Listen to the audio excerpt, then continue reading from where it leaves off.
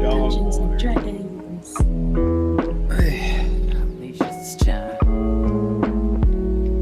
Let me know when we go live. We are live. Oh, we already are live. Well, then I can continue about that radical thing I was saying about religion. Anyway, What the hell? What did I miss? That's a spicy take we should never let see the light of day. And this is Oh, how is that you why get he drills brand into race. the soil? Yes, so he can escape the sins of his past. Oh no, Cody! hello. Oh, yes, hello. In fact, hello everyone. We're joined here tonight by the wonderful Hex RDM, by Hello. Little Tiefling Cody, by Glitterghost, who's also streaming, Yo. Hello. by Nomad, our talented artist, Greetings. and myself, Goddess Madeline, and Seth. So, yeah. So why does everyone else get like a lovely tone in your voice when you mention their name? But oh yeah, and Seth. You're just Seth. Because if I love you, you refuse it. You're gonna complain either way, so I may as well just dunk on you. You know me too well. I do. Avoid the Some might avoidance say, of as a Catholic mother would her child. So, And now you best get and now to you've calling gone- me mommy then. And now you've gone too far. Yeah. Take that back. I will not.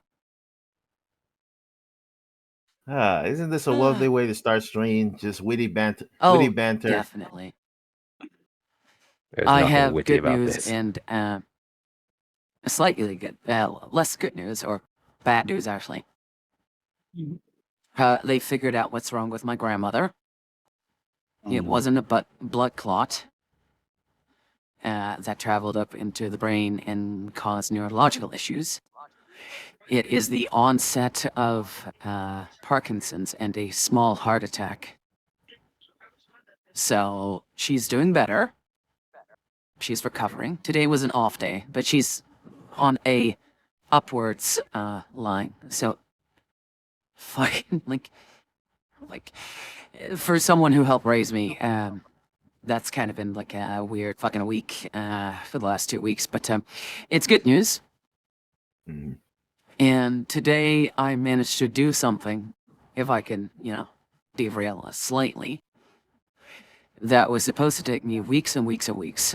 And I managed to do it in 15 minutes. And it's just, Nice. I'm legit, I may cry. Would you like a tissue? In a good way. But it's been a heckin' emotional roller coaster for a few days now. So, but it is, at least today, it's in a good way. So, if I sound tired, I am. Oh, but other than that, how are you guys? My cats danced on me all night, so I didn't sleep very well. Like tap dance or like They were fighting one another. just like, oh no. Oh. What, on you? Yeah, on me. Of all the places to pick for a battleground. just had to walk WWE them out. Cat Edition. Well, fix your- UFC, Feline and Frenzy. It would be weird to cut like provost for like cats like Mr. Cup, this other tabby cat has called you a coward and a liar. How do you respond? Wah. Okay. Angry then. cat noises, yes. Back to you then, Mr. McMahon. Oh, Oh yeah. god. And how is the little Cody? I'm glad because, I heard initially that you were going to be here tonight. And Yeah, because I forgot that I was going to be here tonight because of I was at every work time. vacation. Every time. So I got to do some LARPing, and that was fun. I was out camping, um, and I thought I would be gone for longer, but I ended up actually managing to get back so that I can That's play great. D&D.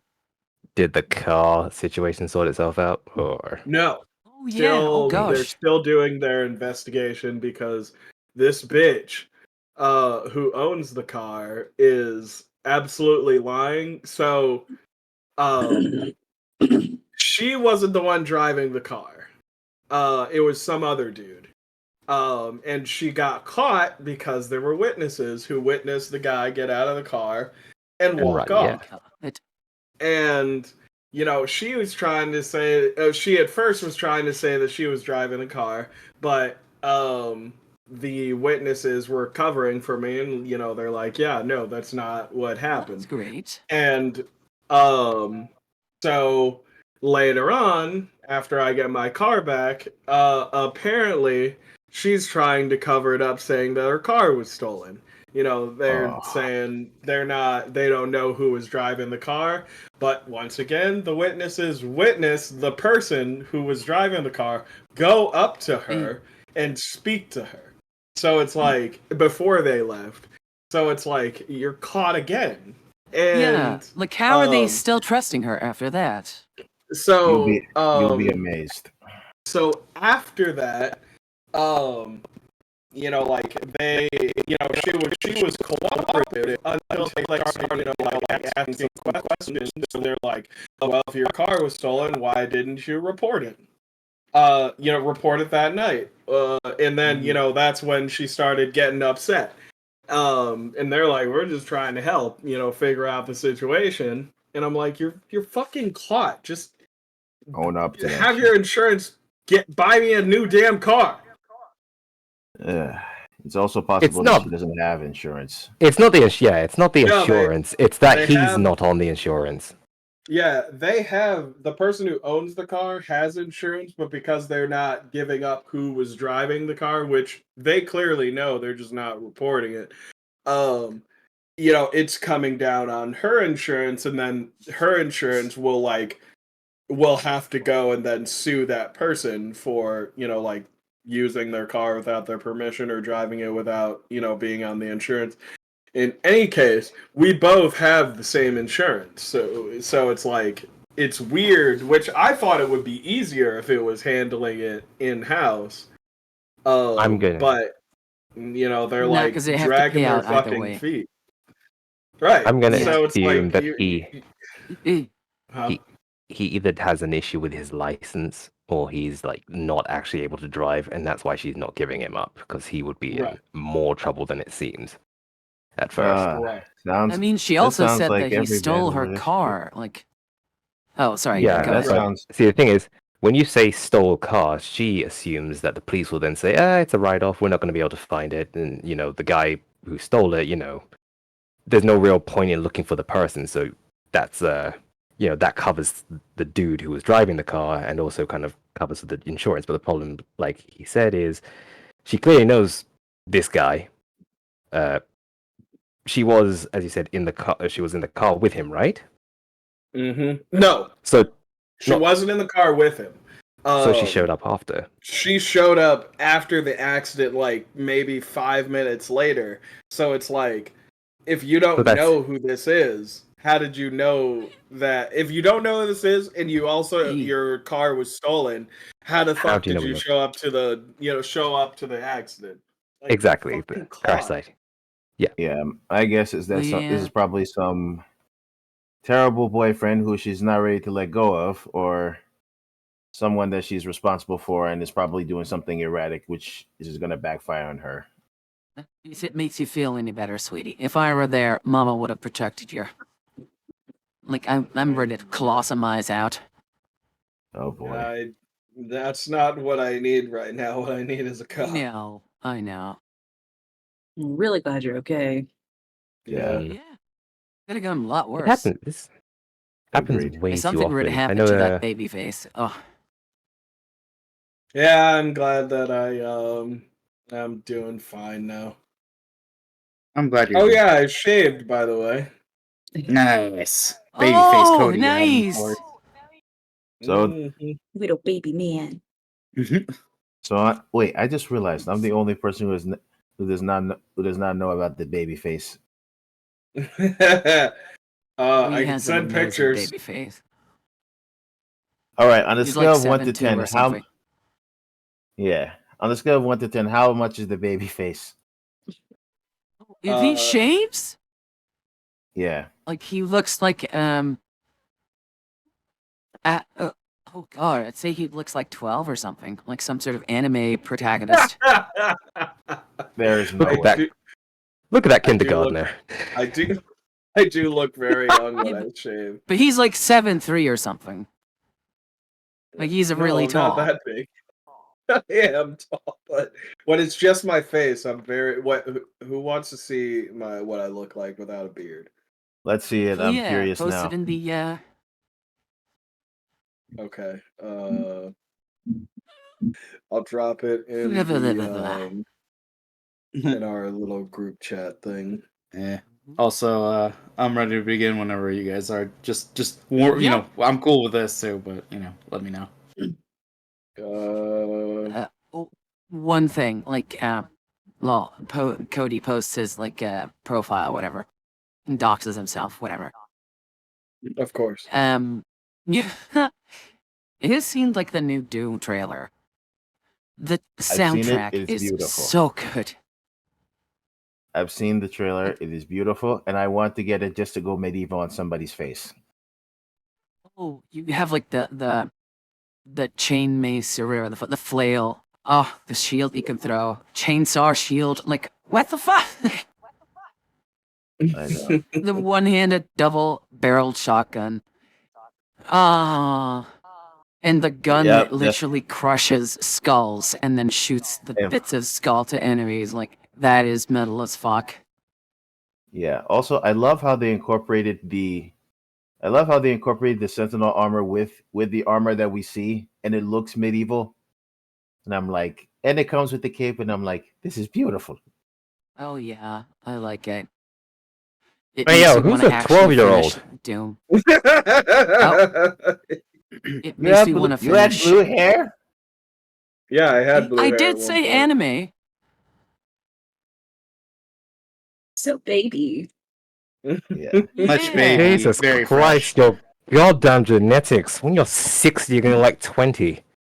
Oh And wow. look at him with Oh, It's like facial night hair. and day. Big difference. Damn, man. Yeah, You look with good facial with hair. beard. It's like What? it's like It what? feels like you. It feels like you aged literally 10 years from this. Yeah. It feels like he aged 20.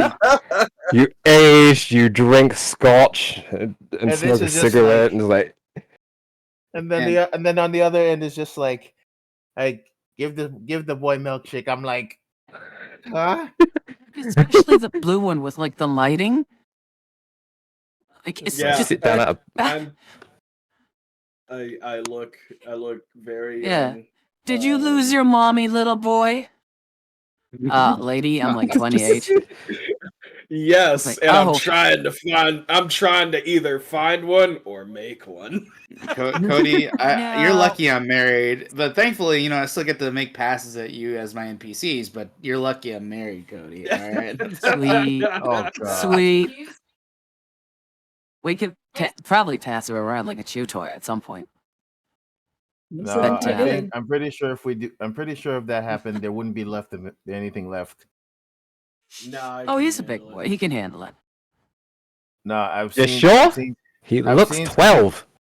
yeah, I've seen some people go crazy over baby he's like- faces. If the cuteness aggression doesn't kill him, something else will, and not just in He's some like way. super tall. I would get choked to death because I'm super cute. But Aw. that's when I just need to like get that power to spontaneously grow a beard so I can not die. He literally just forces the beard. Just goes. Force all the By the hair out power my of face. homelessness.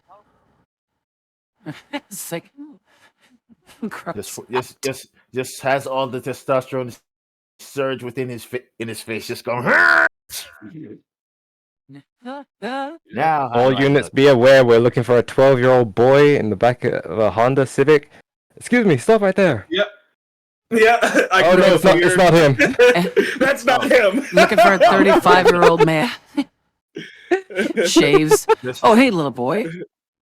Did you see like a Young man, dangerous armed man just running past here with the same blue hoodie that you have on? No, sir. officer. No, sir. I was just getting back home to help with my Meemaw. Man, you're a tall 12-year-old. Yeah.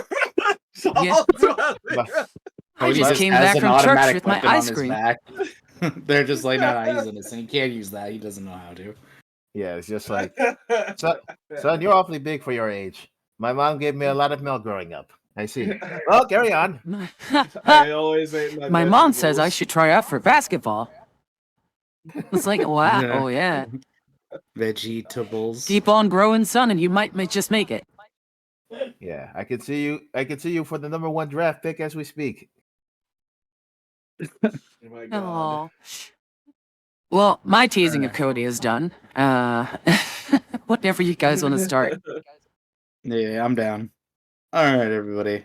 Where we last left off, the group, all of you, had finished reconvening and speaking with a new individual that you just met on the road, Nex. Before Coco could approach, Forrester managed to convince Nex to bribe him. After which, Ienzo Foster, sorry. I keep wanting to call you Forrester. I'm so sorry. Foster. Yeah, he's my bad. Foster. Man, I gotta change that. After which, Ienzo captained the guard of Beersend approached and inquired to the safety of the group and the rest of the caravan. Asking specifically speaking with Mathilda to kind of take charge of 2 travelers they had met on in the hillsides here. This is when Dusk and Arvad met all the rest of you, and collectively you all journeyed together back to the town of Beersend, where you separated from the caravan and took respite in the Lazy Stock Inn and Tavern. There, your party met Ienzo's girlfriend Ignelli, who welcomed you in and catered to you before evening fell, and Ienzo was able to join you for drinks, children's story time, and small morsels of information for you soon-to-be quest giver Ekram Falk. You spent the evening and parts of the morning at the inn before heading east of town to a lone, large hovel on the road. You called out to the dilapidated domicile, but no one responded before heading towards the gated cemetery further down the road. In which, with the help of Rezulea and Grimry, located a lone individual, Ekram Falk, alone staring at the dark, overgrown obelisk in the center of the compound. A brief exchange occurred between your group and him before he finally piped up, finding out that you were the adventurers that answered his call and saying, "You all look weak and pathetic." And that's where we'll start the session. With your group and him, with the both of you staring each other down, do you have any response to him just pretty much insulting all of you? Is there anything you would like to do or say?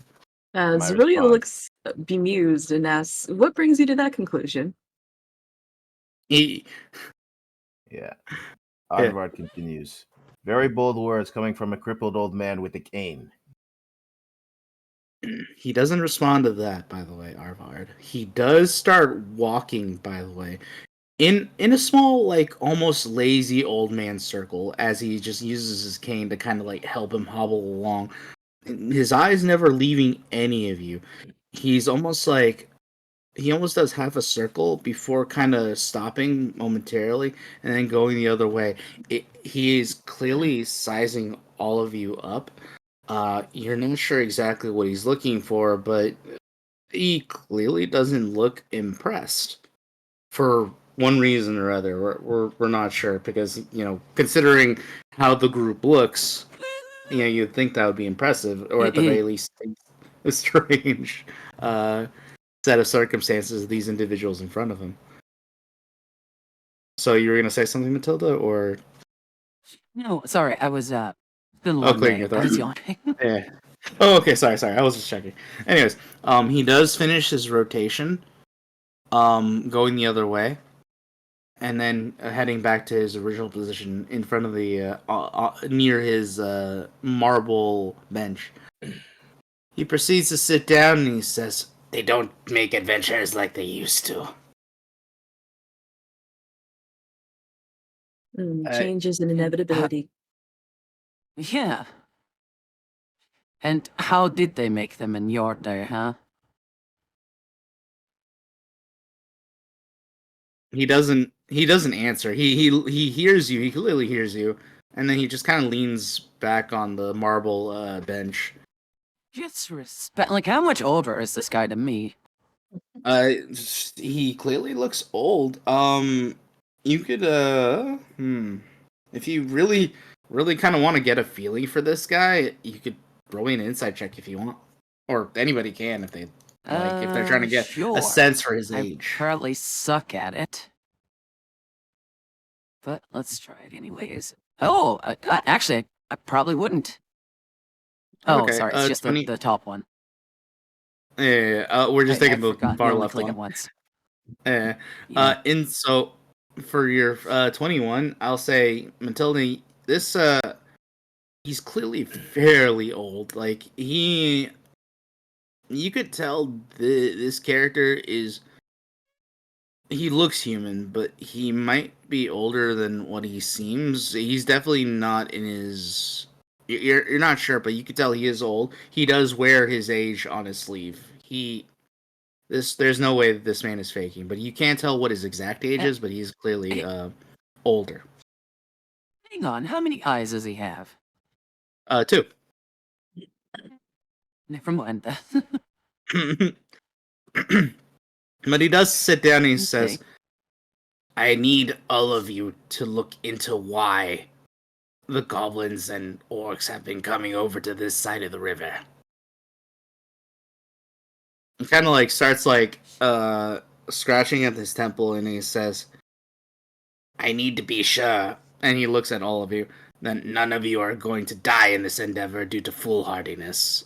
So, before I pay you to do this, I need to know, are you willing to let me test you? Test us for what exactly? Your prowess, your ability to survive." Oh, is that all? Yeah. I instinctively flex up my muscles, just breathing in. And you could swear you hear like tendons sort of like go like duck duck duck duck. Like just like strand up or whatever, tense up. And Wow. I say like judge me for yourself and give me your test, but be wary of those who grow old in professions where one dies young. He looks to the rest of the group. He is looking for confirmation that this is okay with what appears to be everybody. I see. I nod Rezulea in sort of agreement. shooks. Yeah, sort of the same with Rezulea. Just like, yeah, it seems like an inevitability at this point. So we're all in agreement then. Seems so. All right, Elder, Yeah. show us your test. What about little Cody? I am here. And I'm here to see what the hell is the problem. Show us your test, Elder. All right. For the record, he does pipe up, "If any of you can land a hit on me, I'll even sweeten the pot." Oh, is that all? Yeah. And he'll hold up his hand and he says, "But let us begin right now. All right?" And he proceeds to flick at a little pennant that was a little bit swaddled amongst his cloak, and he pulls it out and he flicks it on. he literally flicks the pendant, which then Rezulea, you are very familiar with this spell as it kind of occurred around you when you first entered the Hitoxian Mountains side here. You could see what appears to be a hexagonal, like glowing white light pieces begin to begin to like surround him and seem to be kind of forming a bit of a bubble around him while he sat down on his white marble. What's the word I'm looking for? Oh my god, sorry, still waking up. White marble bench. That's it. Yeah. And he then like says, sanctuary or something? Yeah, it's clearly sanctuary. All of you know this is to be the spell sanctuary. And then I'm gonna go ahead and pull you guys to the battle map real quick. Okay. Because just before a Sweet. battle is and after he says that, and after he does that, he proceeds to look at all of you and he says, "Good luck." And then you see him flap his coat open, and you could see what seems to be like little beady eyes begin to like open up, and multiples of it begin to appear across his cloak before flying out, and you hear as multiple swarms of actual crows begin to kind of pile out of it, as if like melding out of shadow and into the air itself in front of you. So give me a second while I pull you guys. Give me a second. Where is it? No. Give me. There it is. Reminds me of Seth's NPC character, Cool. who wasn't a real character. All right. Anyways, I'm gonna put your characters down real quick. And apparently Seth is not here. Because he's not bitching. No, I just don't. No, I just don't respond to Oh. jealousy. Jealousy! Oh, there's the pig. Bacon! Grimry! Grimmy, bacon. Oh. Oh, shit. Is that your monk token? Yes. Oh, I forgot Should- to rest Grimmy when we rested. Can I go ahead and restore his HP? Yeah, well, we assumed you took a long rest anyways, because this is the next morning after.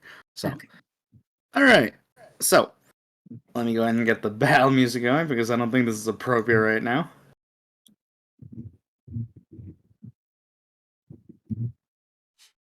Good classic. All right, and go ahead and roll me initiatives while I put down the Yep. little swarms of crows. Oh, great. Fucking. Oh, great. I got initiative 6. Wait, how did you. Oh, Grimways.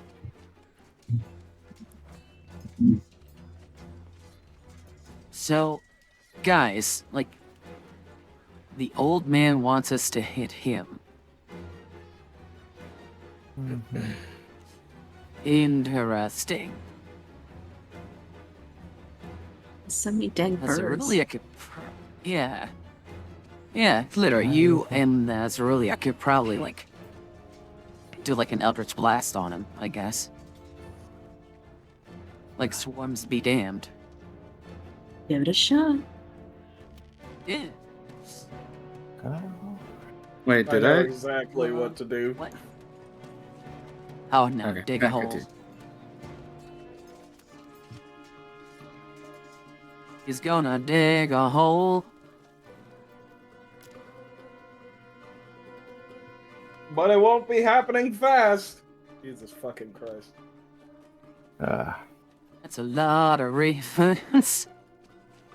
I mean, when I said a swarm, I didn't. This is a swarm. A lot of crows came out of this thing. Clearly, an inordinate amount. How big are we talking? Like enough to fill the graveyard, or just in a contained area? just in the contained area, but it is quite a few crows. Like they're all like tiny swarms of crows, and it easily looks like it could it's at the very least blanketing the area in front of him, so it's very, very hard to see him right now through all of the sheer amount of crows that seem to be come out of his cloak and are now in front of him. Okay, so we've rolled for initiative. Yeah, I think everybody has. Give me a second while I sort that out. Alright. Arvad, Rezulea, Grimry, Mathilda. I think we're missing somebody. Cody Foster? Mine didn't No. show. No, mine didn't show Oh, up. he rolled. Yeah, okay. Okay, so I see it. What's your dexterity mod, by the way, Seth? The 2 plus 2.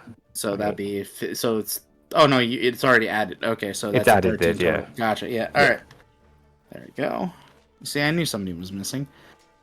All right, I'm gonna redo that turn order then. But it looks like a single swarm of ravens does, and unfortunately, go ahead of all of you as it comes out. And let me see where it's gonna go. It's gonna move over here, going towards you, Mathilda. Bring it. Oh, we're gonna try to stop it because it is moving closer to you. I can't. I don't have that feat right now. Oh. I'm currently in a stance. Not in a stance. And they need to move more than 5 within my threatened range. Gotcha. Well, then these beaks are coming at you, by the way. Does a 14 hit?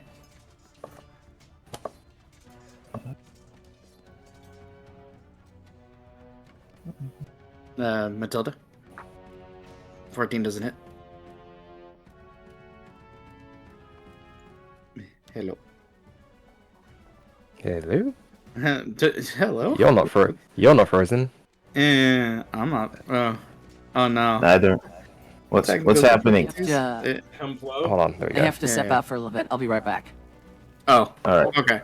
Well, thankfully, like I said, this is probably a miss anyway. So, just to describe what's going on, the swarm of crows begin to kind of move over to Mathilda, and they begin trying to peck at her, but she is batting them away, thankfully, with her weapon.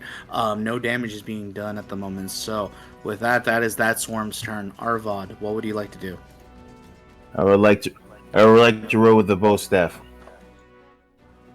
I'm sorry, you would like to do with what with the bow staff? I have a bow staff on me, so I'm going to use it as an attack. Okay. Squad. Gotcha. Are you going to move closer to attack the swarm, or? Yeah, move in. Okay. Go ahead and move your token. All right. I'm in. All right, and go ahead and roll me an attack.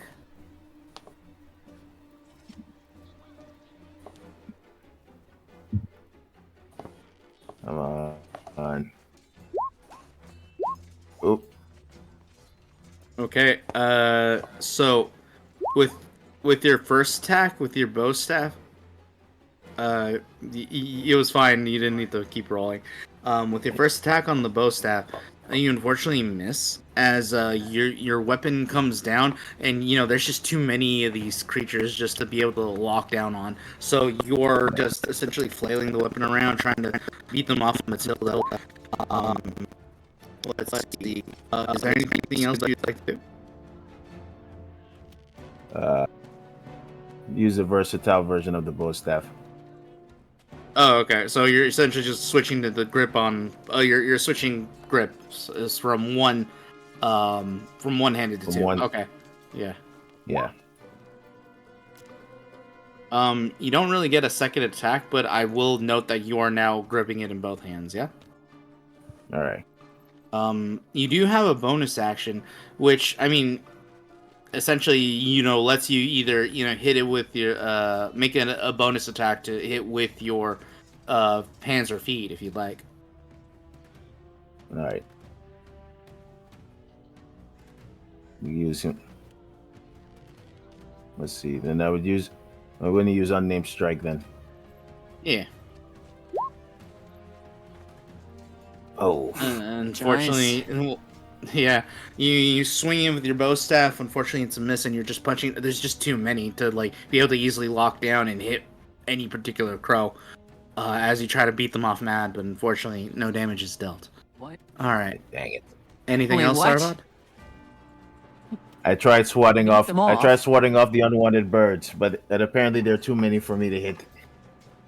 Oh, okay. All Well, right. don't worry. Better luck next time. Yeah. Anything else, Arvad, or are you passing your turn? Yeah, I'm done for now. All right, Rezulea. All right, you see a swarm, being fought off by your two allies, Arvad and Mathilda, at the moment. What are you gonna do? First, if I tell Grimry to go invisible, will he be able to do that this turn, or does he have to wait till his turn? It will happen on pretty much the beginning of Grimry's turn. Okay, so I tell him to go invisible, and then I'm gonna move over here. Bring Grimmy with me. Over here, baby. There you go. Hurry. Grimmy. I'm guessing, yeah, Grimry's riding shotgun in your coat.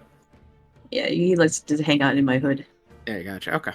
So you move up to the swarm of crows that are, accosting Mathilda at the moment. What will he do? I'm gonna try an Eldritch Blast and see if I can hit the birds. Knock 'em Here. away. No. Why no? Oh, No. Okay. So- No, that's fine. You rolled a 19. It's fine. Yeah, the 19's fine. It's a ranged attack. So if you go into melee range of someone and do a range attack, you get disadvantage. Oh, okay. Yeah, I mean, you still rolled incredibly high, so you're actually amazing. you're still gonna hit. Yeah. But generally, with you don't really want to like shoot a bow and arrow in the middle of melee, And it's Gotcha. yeah. All right, so you just run up and you're not worrying. You feel energy just kind of coalescing in your palm before you kind of raise it up and you just fire what looks to be just black, almost like inky kind of like blast out of your hand, managing to kind of like go into the middle of the swarm and just spreading out to hit multiples of these things out of the sky. Go ahead and roll me damage. All right. 5 force, sweet. Ooh, not bad. dang. See, that is that. All right. Anything else there, Rezulea? No, I think I'm good. All right. Oh, so with that then, the swarm of ravens over here gets to take their turn. This time, these are gonna go. Oh, okay. Well, they're gonna double move. They're gonna be coming at you, Foster, from the side. They won't be able to attack this turn though because they had to double move to do it, unless they have speed that I'm unaware of. Give me a second. Oh wait, their fly speed's 50. Holy Christ! Never mind. They can in fact make an attack. All right, so never mind, Foster. You're about to fight a swarm of crows right now that are gonna give you problems. No. And by the way, ignore the fact that it says ravens. I thought I changed that. I guess I did not. Pigeons. What is the old man feeding these birds? He fed them so well they went from being crows to ravens. I mean, I Actually, can't what hit is he- these. Where has he been keeping them under his coat? I mean, like, what the fuck? He was That keeping coat them must- inside the coat. He looked like he just spread out his coat, and then suddenly bunches of freaking crows came out of it. You don't And know. Keep in mind, like, the one on his back was just like a black seagull, basically. Just this fucking big chunky boy. Maybe he's just dipping them all in just black paint. He's like, this Oh, is good no. enough. They're painted pigeons. That's what it is. Painted Yeah, I don't think- eagles, pigeons, everything but ravens and crows. Yep. Basically, they're attack avians. Oh, God. Attack avians. No, a 7 does not hit. By the way. Yeah, I imagine not. That's why I didn't say anything. But they do go over and start swarming you, trying to peck, but thankfully unable to find any purchase within your thick coat and armor. Yeah. All right. With that, that's their Actually, turn. Foster. Can you Yes. use the drill on people? Yes. Shit. Okay. Yeah.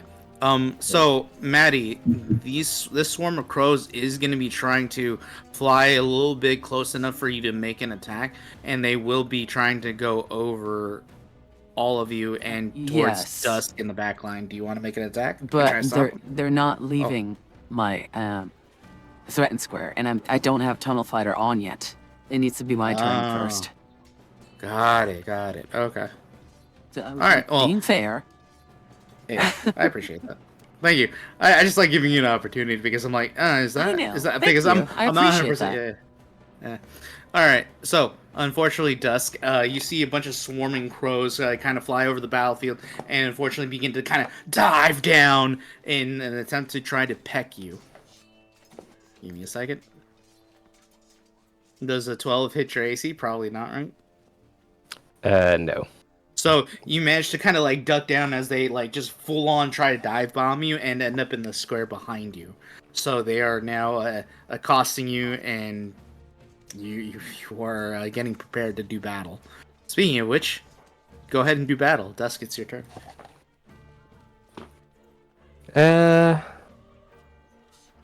I will. Sorry, I gotta remember how to do this now.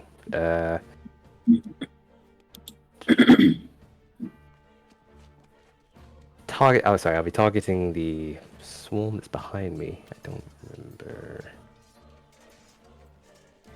Sorry, I've got to remind myself. We just roll the attack dice, right? Yes. Cool. For the swarm that's just appeared behind me. All right, so you pull out your weapon from behind your back and you just take a large swing. But unfortunately, these things are actually. Let me check out the AC. I'm sorry. Give me a second before I describe any further. Oh, actually, you meet him. You manage to take a large swing, and you manage to just bat away a lot of crows at the same time as they impact against your heavy maul. Go ahead and roll me damage. Seth, is Dusk's Maul basically the equivalent of this big metal baseball bat or something? Essentially, yes. Oh, we got It it. is. So you're A few of the. It is- Oh, there you go ahead. It's sort of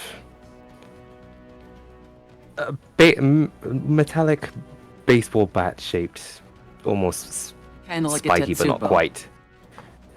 yeah, Yes. sounds about Okay, right. cool.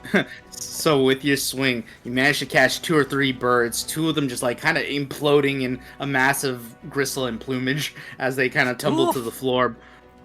You managed to do some damage, but there is unfortunately, as I said, multiples of these things. This is Oh. not. Oh, I'm so sorry, Glitter. That sucks. Holy shit.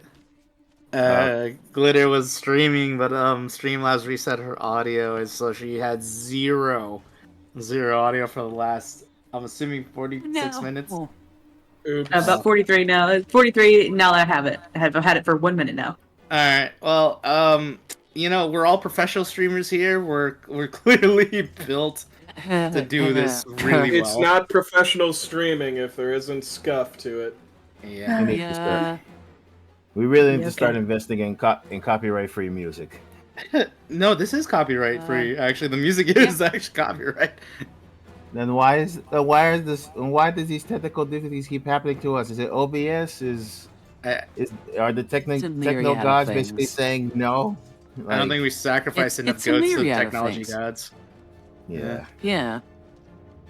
All right. Sorry, Dusk. After you made your attack, is there anything else you'd like to do?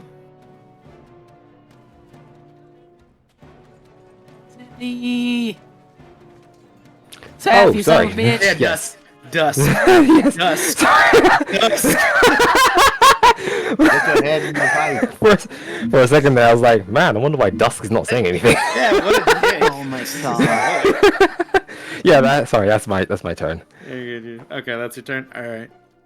All right. And now, Rezulea, technically it's your turn now because Grimry does act on, your orders. What is Grimry gonna do? I actually need a moment. I've got a phone call that I think is urgent, so if you could, skip me it for a turn. Oh, okay. That's perfectly fine. All right, gonna just go ahead and skip Grimmery. I'm just gonna assume she's gonna go invisible because at the very least that would be the minimum. Yes, that's like a So I'll keep her. plan. Yeah. All right. Swarm of ravens. All right. No longer being able to see Grimmery or anything else for that matter. I'm gonna go ahead and move this swarm of crows. Wait, which one am I supposed to pick? There we go. All right. There you go. Arvad, you're about to take some attacks, or a single of attack from this swarm, I should say. So, All right. They can yeah. try. Oh, shit! 21. Ow! All right. I'm gonna roll to hit or roll for damage. You're gonna take 3 piercing damage. So 21. make sure to -3 off your total HP or for your HP.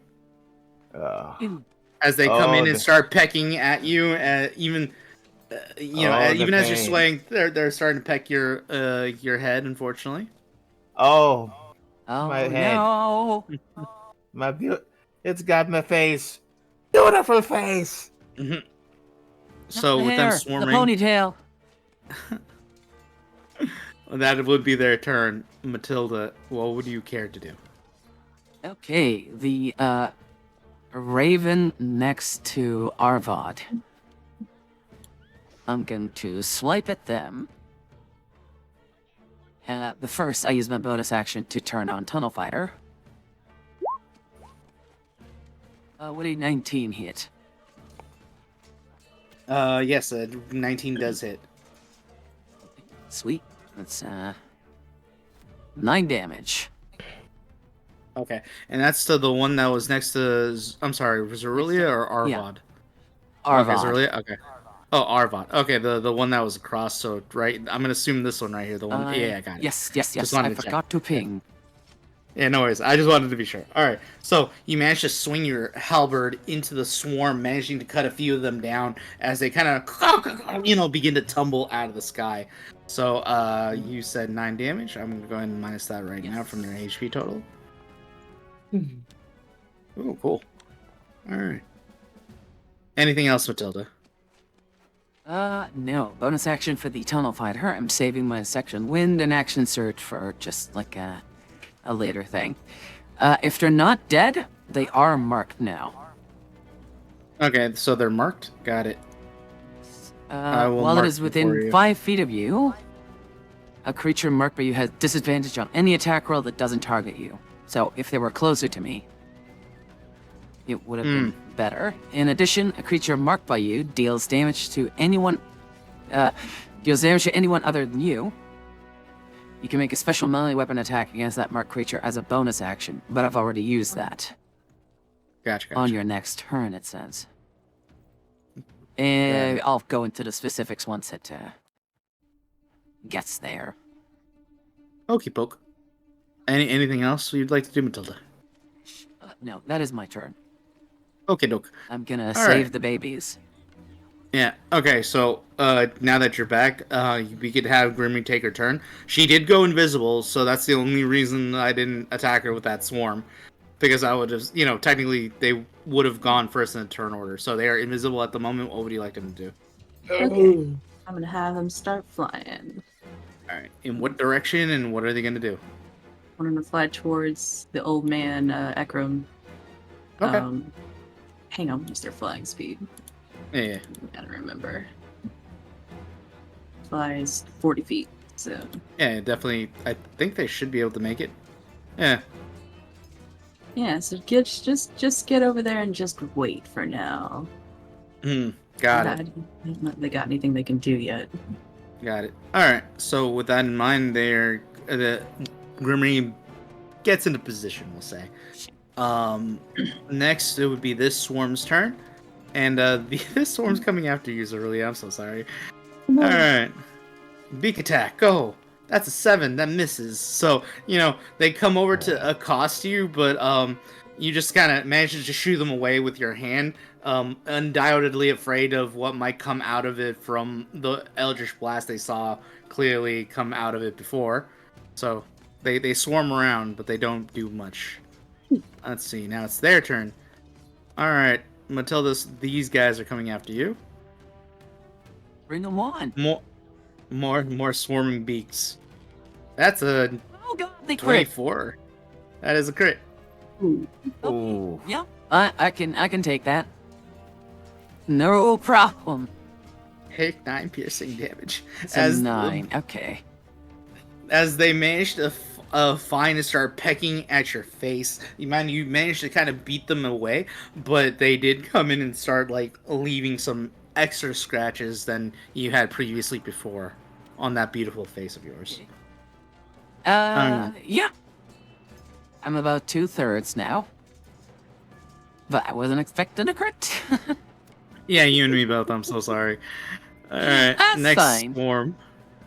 Any hit Alright. that I can take, other people don't need to take. Yeah. So. Good tank. All right. These guys are gonna come after Arvad now. So you have another swarm of Arvad, beaks. no! 21 to hit. Sorry, I'm gonna roll damage now. As once again more birds begin to just swarm across you. 9 piercing damage. Jesus Christ, that Another wasn't even the crit. 9. Oh my god. Oh, Arvad, no! I feel like I think the universe has just decided. You know what? Today is just a day just to make the monk's life miserable.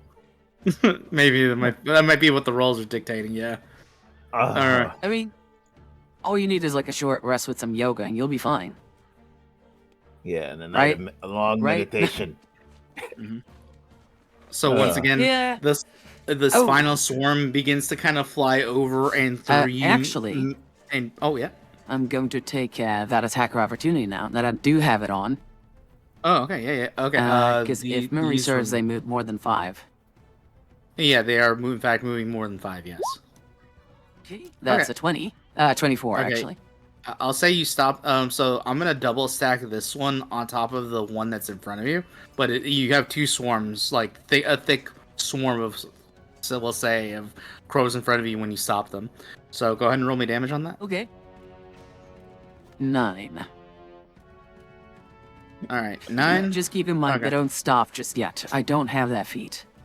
Oh, gotcha. Okay, so So they that'll can be do their move fully, but that's totally fine. Got it.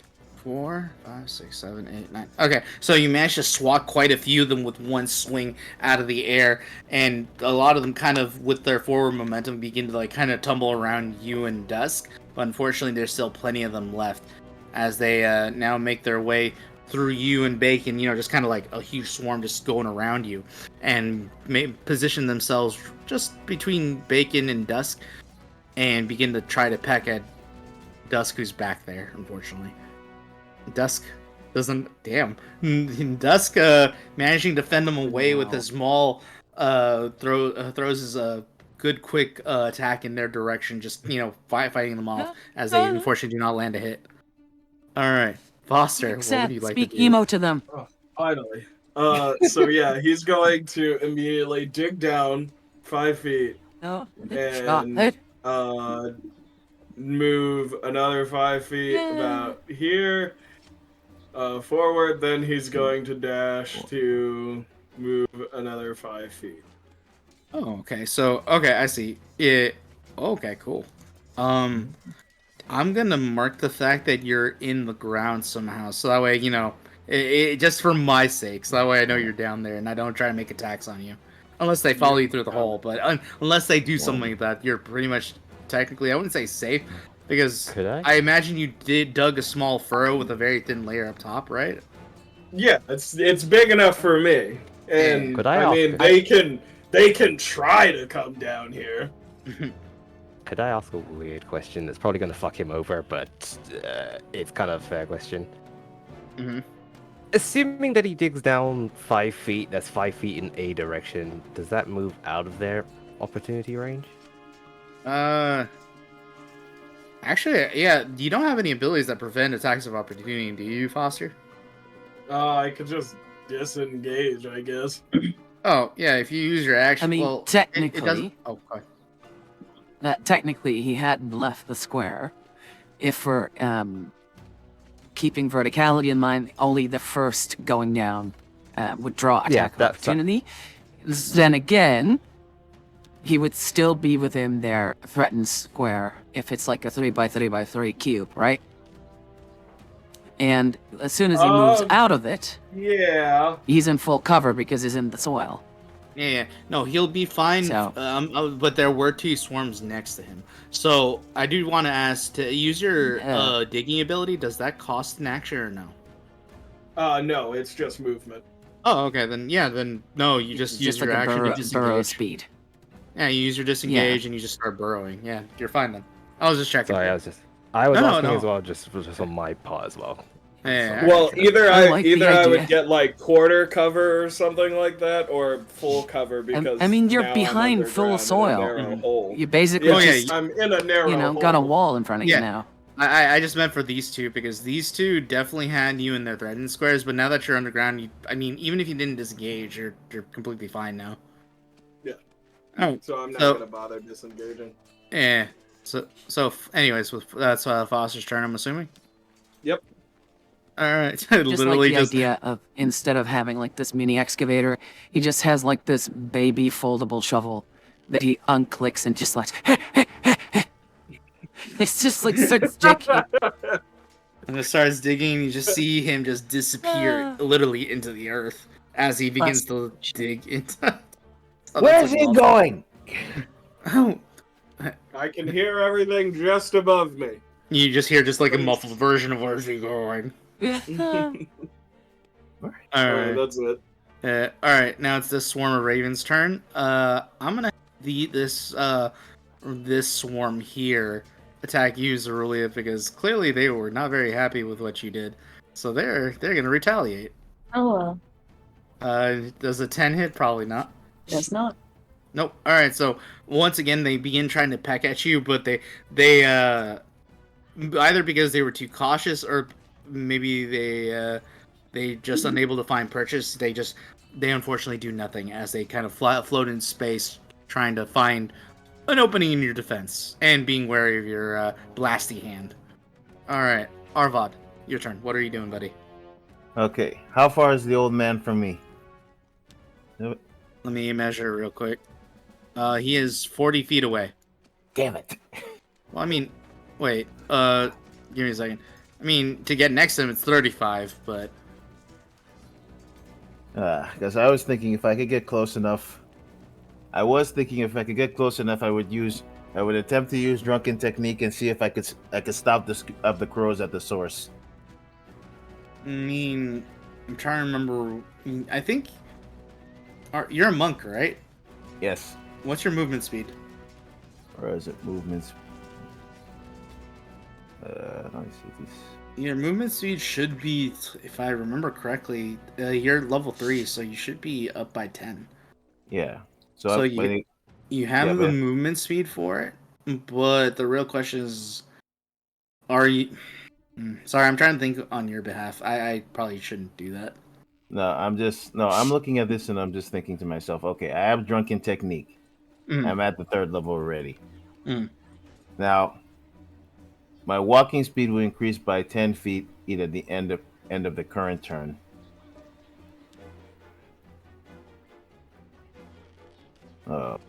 So, I mean, at the very least, if you flurry of blows, you'll not only be able to make I think it's a total of 3 attacks, but you'll also just be able to have your free movement and be able to move out of range without provoking attacks of opportunity. So the real question is, do you think that's worth it? It's too soon. Yeah, it's too soon for that. You got these. I'm going to. Yeah, I'm going. In the meantime, I'm going to attack. I'll just try and do another unarmed strike on the remaining crows surrounding me and Mathilda. Okay. So you have 2 attacks. You have the attack with your bow staff, which you're wielding in both hands. Yeah. And then Can I interject really quickly? Nomad, if you do use that and you get a free disengage, the old man is basically free and open now. And if you play your cards right, flanked. Because we've got all the chaff around us, right? And his requirement was land a blow on me. Right? Right. Just something to think about. Like maybe we could do something. I don't know.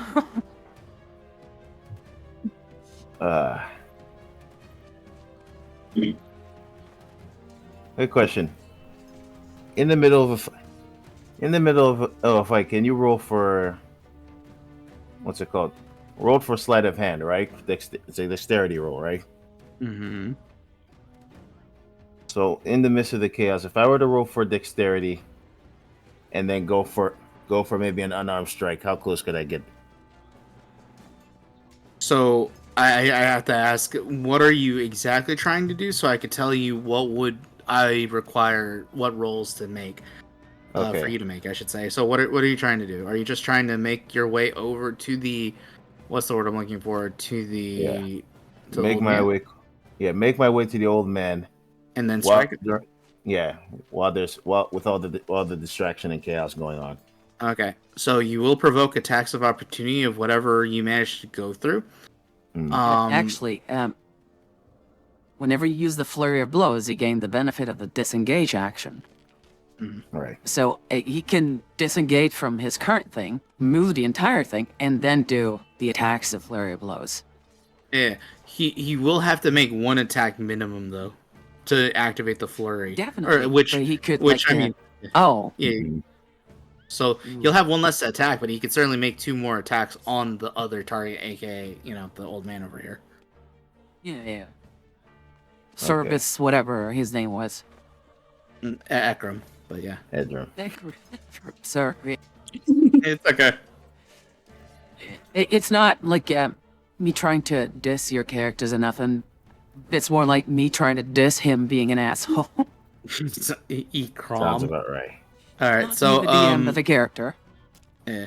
So I do need you to make an attack on any of these crows. It's just a question of which one you want to do it on, and then you could use your flurry, which will activate, which will then let you get closer to Ekram again and make your last two attacks if you want on him without provoking attacks of opportunity. Okay, I'll do the attack on the crows in front of Rezulea. Okay, so which one's the one? Because there's quite a few. The one in front of her. This one? Yes, that one. Okay. You are technically not in range. You'd have to hit one of the ones that are closer to you. Okay, then the one on my right then. Okay, gotcha. Go ahead and rank the attack. All right. Oh, why'd you roll a You d4? didn't attack? Yeah, that was not an attack. Oh, Roll it again. Oh, shit! Whoa. All right. Finally managing to find some focus. Arvad makes his unarmed strike. One fist. He was waiting for them to line up. Go ahead and roll me damage, please. Where is the damage? See if I can't keep. Go ahead and roll another d4 for me for damage because technically you're allowed to roll the die twice. All right. Well, it's technically 4, so 3 plus 4 that'd be 7. So 7 damage to these things as you manage to get quite a few of them lined up, and you just wham, just one quick strike in like lightning, striking in succession, so striking multiple crows. All right. So they're damaged. I'm gonna go ahead and lower their HP total right now. Eat fish, you arrogant birds! That was from my face. All right, and then I'm guessing you're gonna move to Ekram, right? Yes. All right, go ahead and place your token close to him or wherever you want him to be, because you have more than enough movement. All right, so you just kind of like tumble through and stumble past Rezulea, more or less kind of almost like a dance, making your way forward. Go ahead and I'm guessing you're going to use your last 2 attacks on Ekram. Yes. All right, go ahead and One hit, right? you do just need. Well, I mean, that's what he said. And go ahead and make those 2 attacks. I would say at an advantage, but you also don't know Grimry's there, and unless Grimry is completely threatening him, causing him to be cautious with both of you. For the sake of this, there is no flanking, and unfortunately, because he is also covered in his in his sanctuary, you're gonna make these 2 attacks at disadvantage. So go ahead and roll me 2 attacks. All right. I forgot about that. Okay. Ooh. And then make me one more unarmed strike. Please. That's a 12. Okay, that's Unfortunately, that's a 12. Sorry, I was reading the 18 and I'm like, oh shit, he managed to do it. And I'm like, oh wait, I said disadvantage. You're right, shit. Never mind. 12. Unfortunately, you managed to kind of like strike with the bow staff and immediately one more strike against the pretty much against this very hard light surface. They bend and some of the pieces even break before immediately kind of reforming. Unfortunately, no hits managed to make it through, and you see Ekram just kind of like give a strange smile in your direction with your attempt. Anything else, Arvad? no, I'm done. All right. Rezulea? His It is now your jutsu turn. was stronger than yours. Yeah, man pulled what's it called? I'm surprised the man didn't just pull an almighty push and just be like, No, Force push. I call out to Mathilda. Mathilda, how's your health looking? Got taxed, but I'm fine. Okay, so I'm not gonna heal her yet. I'm going to cast Mage Armor on myself. To give you an Oh, idea, right. I'm 2/3 still good. 2/3. Okay. Wait, can't you? I don't think it costs you a spell, right? Because you have an ability that lets you have mage armor for free. Oh, do it?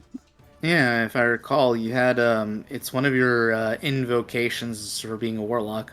Well, heck, I'll have to figure out how to put that in there so it's not under a spell slot. Okay, so Well- I guess. Well, I mean, you have it in spell slots, so that way you have the ability to pull it out in case we ever need to reread it. But for the record, it doesn't cost you a spell slot at all to activate and do. If I remember your ability. Okay, so I'm gonna go ahead and activate it. Okay, so you just Okay. cast mage armor on yourself.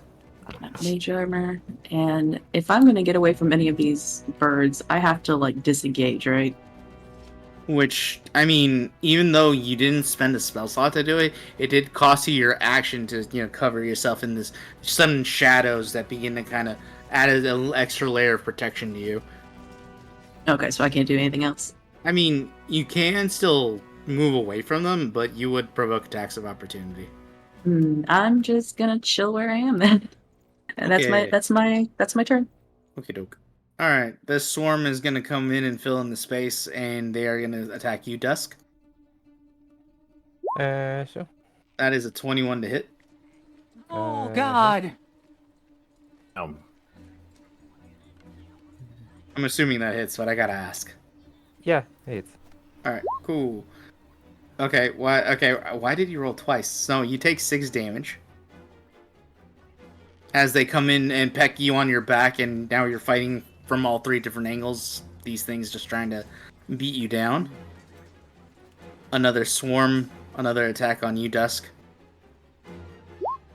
That would be a 7 to hit. I'm guessing that misses. Miss. Yeah, unwilling to take a bit of damage from the swarm that you've already kind of beaten down, you just kind of like wave them off, throwing them away from you, more or less, as they try to like literally swarm on top of you and peck you. But thankfully, no damage. So go ahead and it should be your turn now, Dusk. What are you doing? You are now being slowly suffocated and surrounded by different swarms of crows. There's all these dark blue chicks around you. I guess it would, that joke would have worked better if it was chickens, I guess. or peacocks. Those Going cool to chicks. move. Yeah, peacocks, peahens. It's gonna be a lot of damage. Chicks, I We'll see believe, what yeah. happens. If memory serves me correctly. Am I correct? Come on, Sethy. You can do this. You got this. Refusing to let me move my character. So wait, you're like a fighter?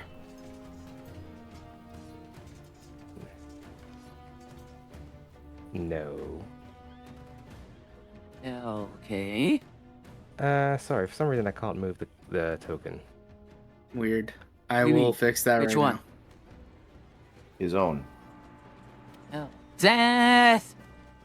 Mm-hmm. Why must you fail us so often? I try. No.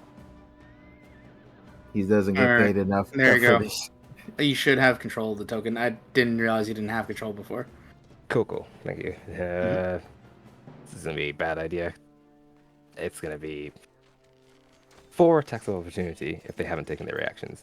If I move this, Wait, what are you planning I'm to so do? sorry. I'm about to move. What are you up to? He's about to blow a bunch of opportunity attacks. Oh boy. Yeah. This is not an Oh. ideal situation for me at this moment in time. Do you want to take them now Sethy. before I move? I mean, where are you moving? That's the real question. Because I might not okay. have to if you decide not to, right? That's There. at least 2. Okay, First. that's 3 if I'm correct. 1, Wait for it. 2, and then yeah, or sorry, 2. You're right. Sorry, I count badly. No, okay, now it's now it's it's 3. 3. Yeah, And there. 4. And okay, that's 4. so that's how God you're damn moving. it. Okay, So that's all of them. all right. 1, Excuse me. 2, 3, 4. Oh god. So, yeah, unfortunately, only 1 manages to hit with the 23, unless you tell me otherwise. How many? Wait. Armor classes of 14.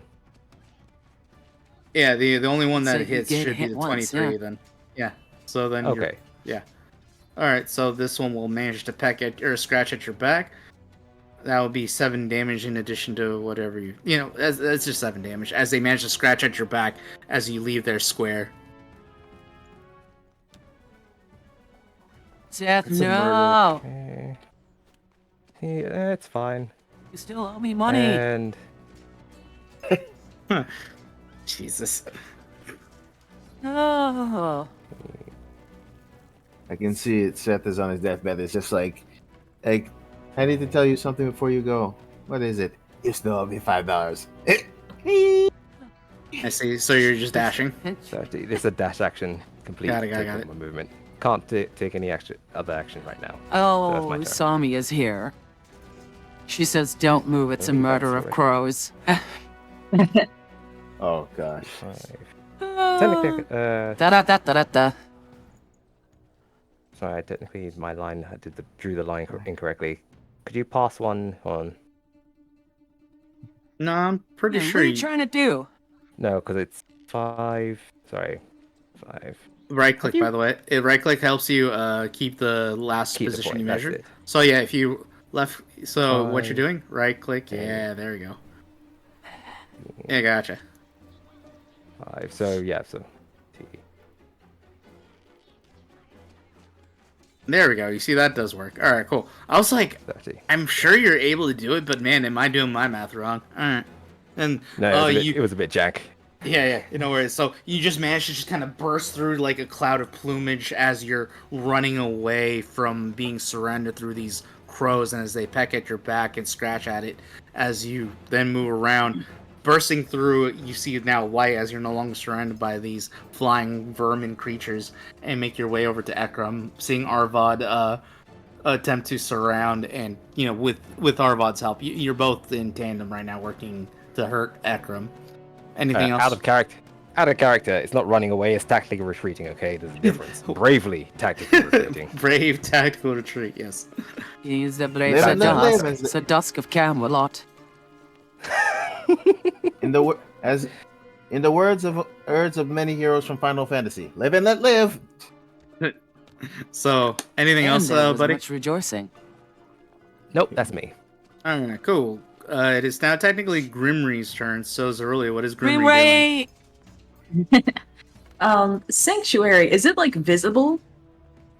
Yes, it is clearly visible. Like, he's clearly in a hexagonal kind of bubble. And it's tangible, like you could like poke it. Yes. Well, I mean, you Okay. can. The idea of when you make an attack, you're trying to pierce the bubble to essentially attack the individuals within the sanctuary bubble. But yes. Okay. Hexagonal, huh? Pun intended? Yeah, exactly. I'm glad you got it. I want Grimry to start biting, biting and stinging on the bubble to start trying to break it. And keep in mind, this is not with disadvantage anymore. Well, okay, so Oh, it's a 9, shit. yeah, okay.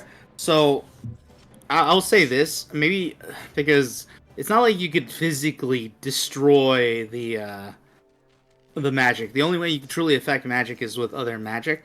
So the question is is Grimmery making an attack necessarily on Ekram? Because then that makes a little more sense. You're essentially just trying to pierce through, because this thing will always exist until magic dissipates it away.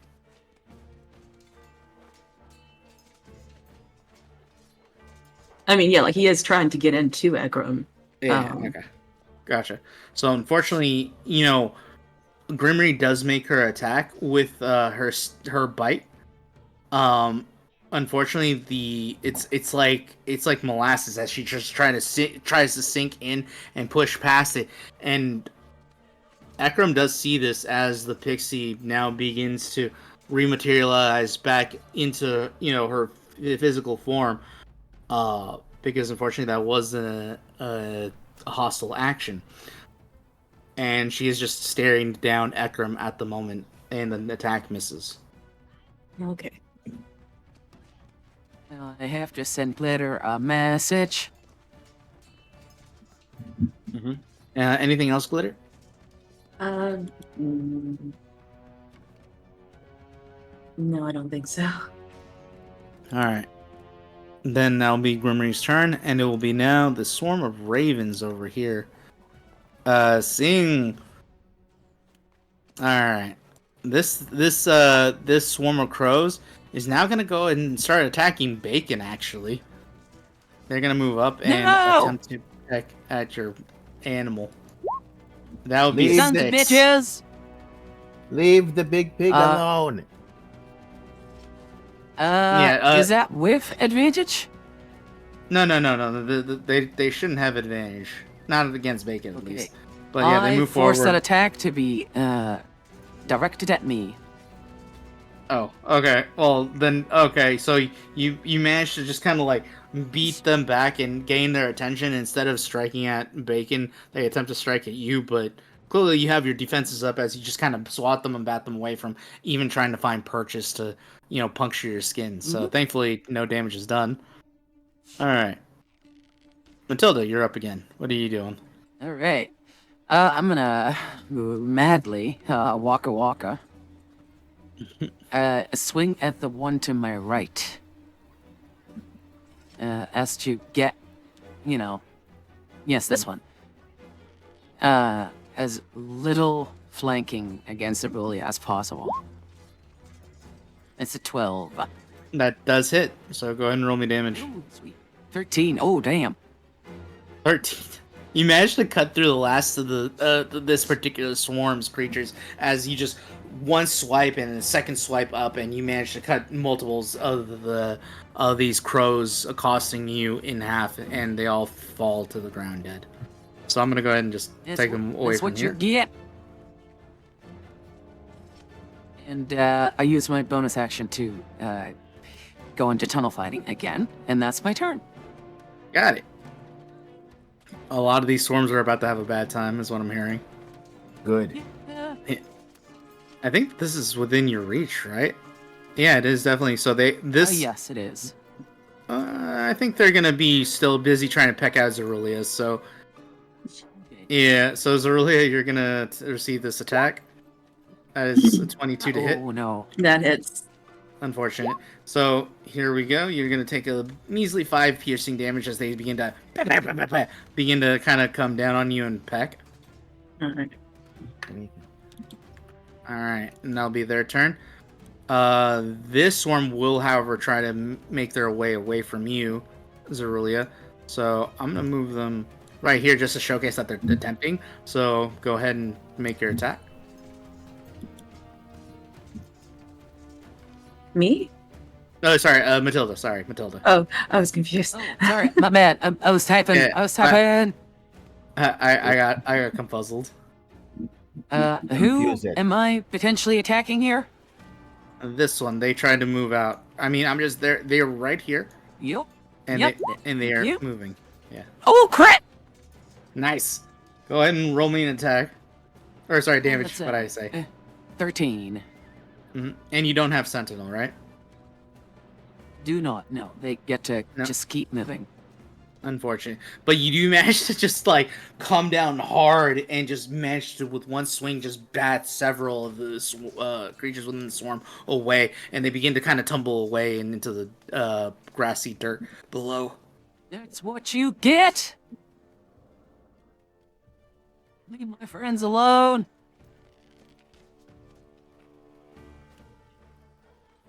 All right, Arvad, they're coming after you, buddy. Oh, goody. More birds. I hate birds. Except owls. Sorry, ignore that. A 12, I'm sure it doesn't hit. Okay.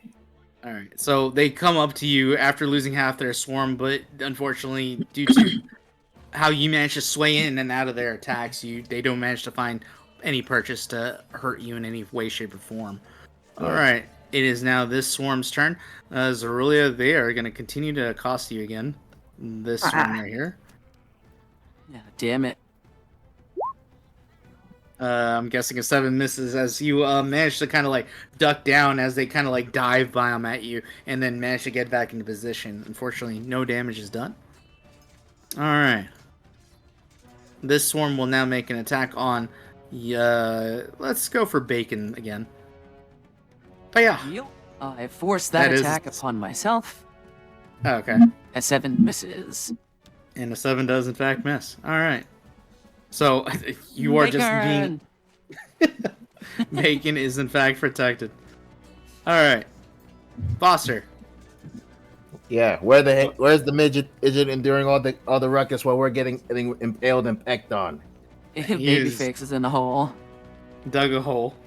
Dig a hole. Dig a hole. Dig a hole. So Foster, what are you doing? Cody! Cody! Hang on 1 second. Where's the mole? You know Cody what Foster Mole Man. reminds me of?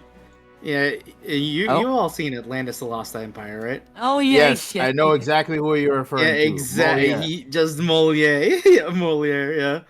I need to know which of one of you is Vinny. I need to know. Zinni, is that most the like- explosives? Yeah, he's yeah, the the demolition, expert. the Italian demolition guy. Yes. I mean, I don't have a mustache. It's probably Seth. I mean, we found some rocks, a couple of fishes, little tiny fishes. Little Roger's made a bridge in like, 12, 20-second stops? Yeah. Can I get something sporty like a tuna? And that just for the record, I had nothing to do with this. Puts out dynamite. All right, I'm back. Yeah, so I am going to. Ooh, 20 more feet. That's what I will do. Just, I love it. You're just digging your way there. I don't know what you're gonna do, but I'm excited once you do it. Yeah. Cody No, dig, that's it. Cody dig. All right, Foster. Will that be your turn? Diglett. Yep. All right. Back on the top of the turn initiative order. Another swarm. Mathilda, these are now still aiming at you. Go ahead. And Okay, perfect. I can't roll that high. I've rolled consistently. I'll take it. No, I just can't do sweep it. You're the fine. shaft of my glaive around. I can't roll anything above 10. Why? That's Alright. perfectly fine. Yeah. Alright, so Arvad, it is now your turn. You're in All front of Ekram. I'll say with all the with all three of you, Grimmery and Dusk and yourself, essentially surrounding this guy, you definitely have advantage, which cancels out the disadvantage, which means any strikes you do will be straight rolls against Ekram. I'm going for another bow staff strike and aiming for his face. Go for it. Yeah. So Ooh, 23. So managing to, like, with the bubble itself going out of its way to protect against both Dusk and Grimmery, you know, it seems like a lot of the energy seems to be getting focused around that you managed to find an opening within the hexagons that are formed around him, and you managed to just push your bow staff forward into this, like, little I'll say pocket that appears, and you jab him right in the face. Ah! Nice. So go ahead and roll me damage, just because I'm curious. All right. Bruh. So with that, you I poke mean, it's still him. a 6. Yeah, it's still 6. So you managed to poke him right between the eyes, so essentially cracking him between, you know, in the center of his forehead, and he kind of like, you hit him so hard, he actually moves one step back, and he like rubs at his temple on the front of his head, looks at you and looks at the rest of the birds before he puts his middle finger and his thumb into his mouth and gives just this high-pitched whistle.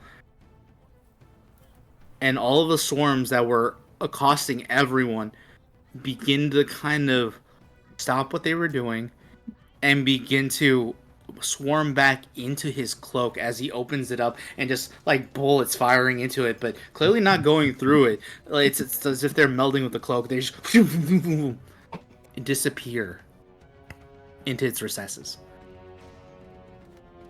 He smiles and he says, he smiles at the rest of you and he says, maybe there's hope for you. Oh, sorry, I'm gonna get the voice down. Maybe there's hope for you yet.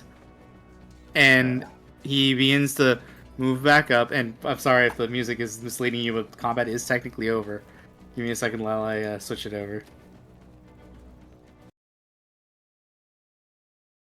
He does begin to sidle up and sit down on the little marble bench, and he beckons all of you to come closer. It's up to you at this point if you would like. Oh. Yeah, sure. Yeah. Just holding. I'm just gonna come close and just hold the staff just in case. Yeah.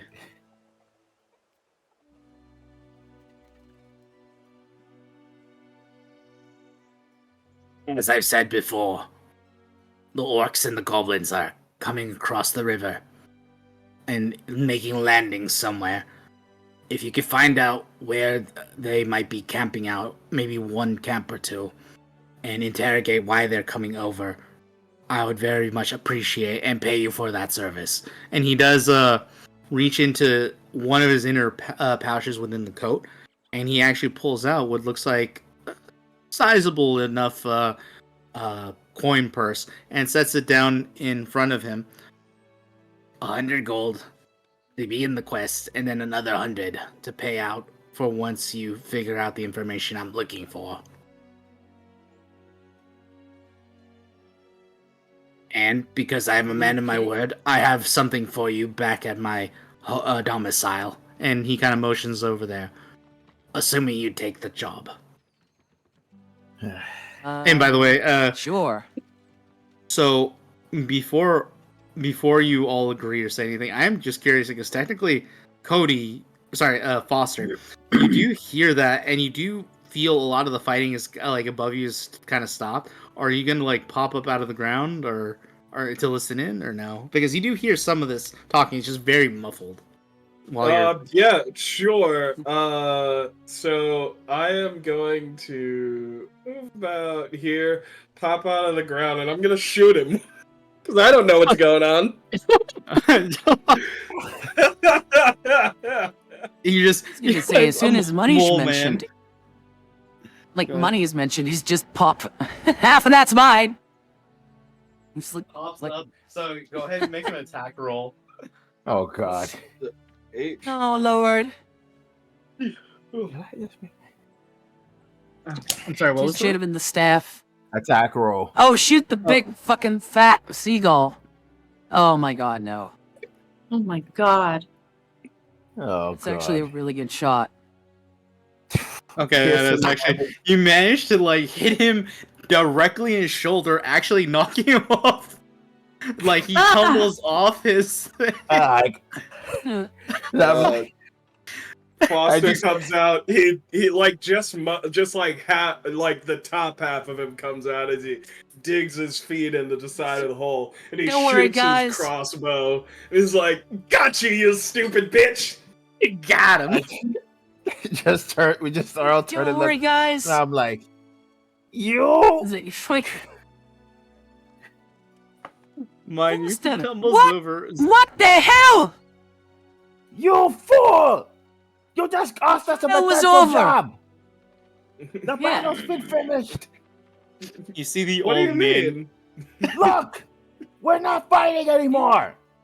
Yeah, he was explaining the quest to us. He mentioned payment. Oh, well, we can still get the money. Yeah. Oh yeah. Can I just roll? I want to just roll unarmed strike just to knock him in the head, please. Okay, I'm assuming you're not Whack him actually on the trying to helmet. like hurt him, but you Oh. may Oh, certainly I'm gonna fluffy. free action drop back down into the hole. reaction. I'm like, get back Like here! a whack-a-mole with Cody. He's shouting into the hole like he's a gopher.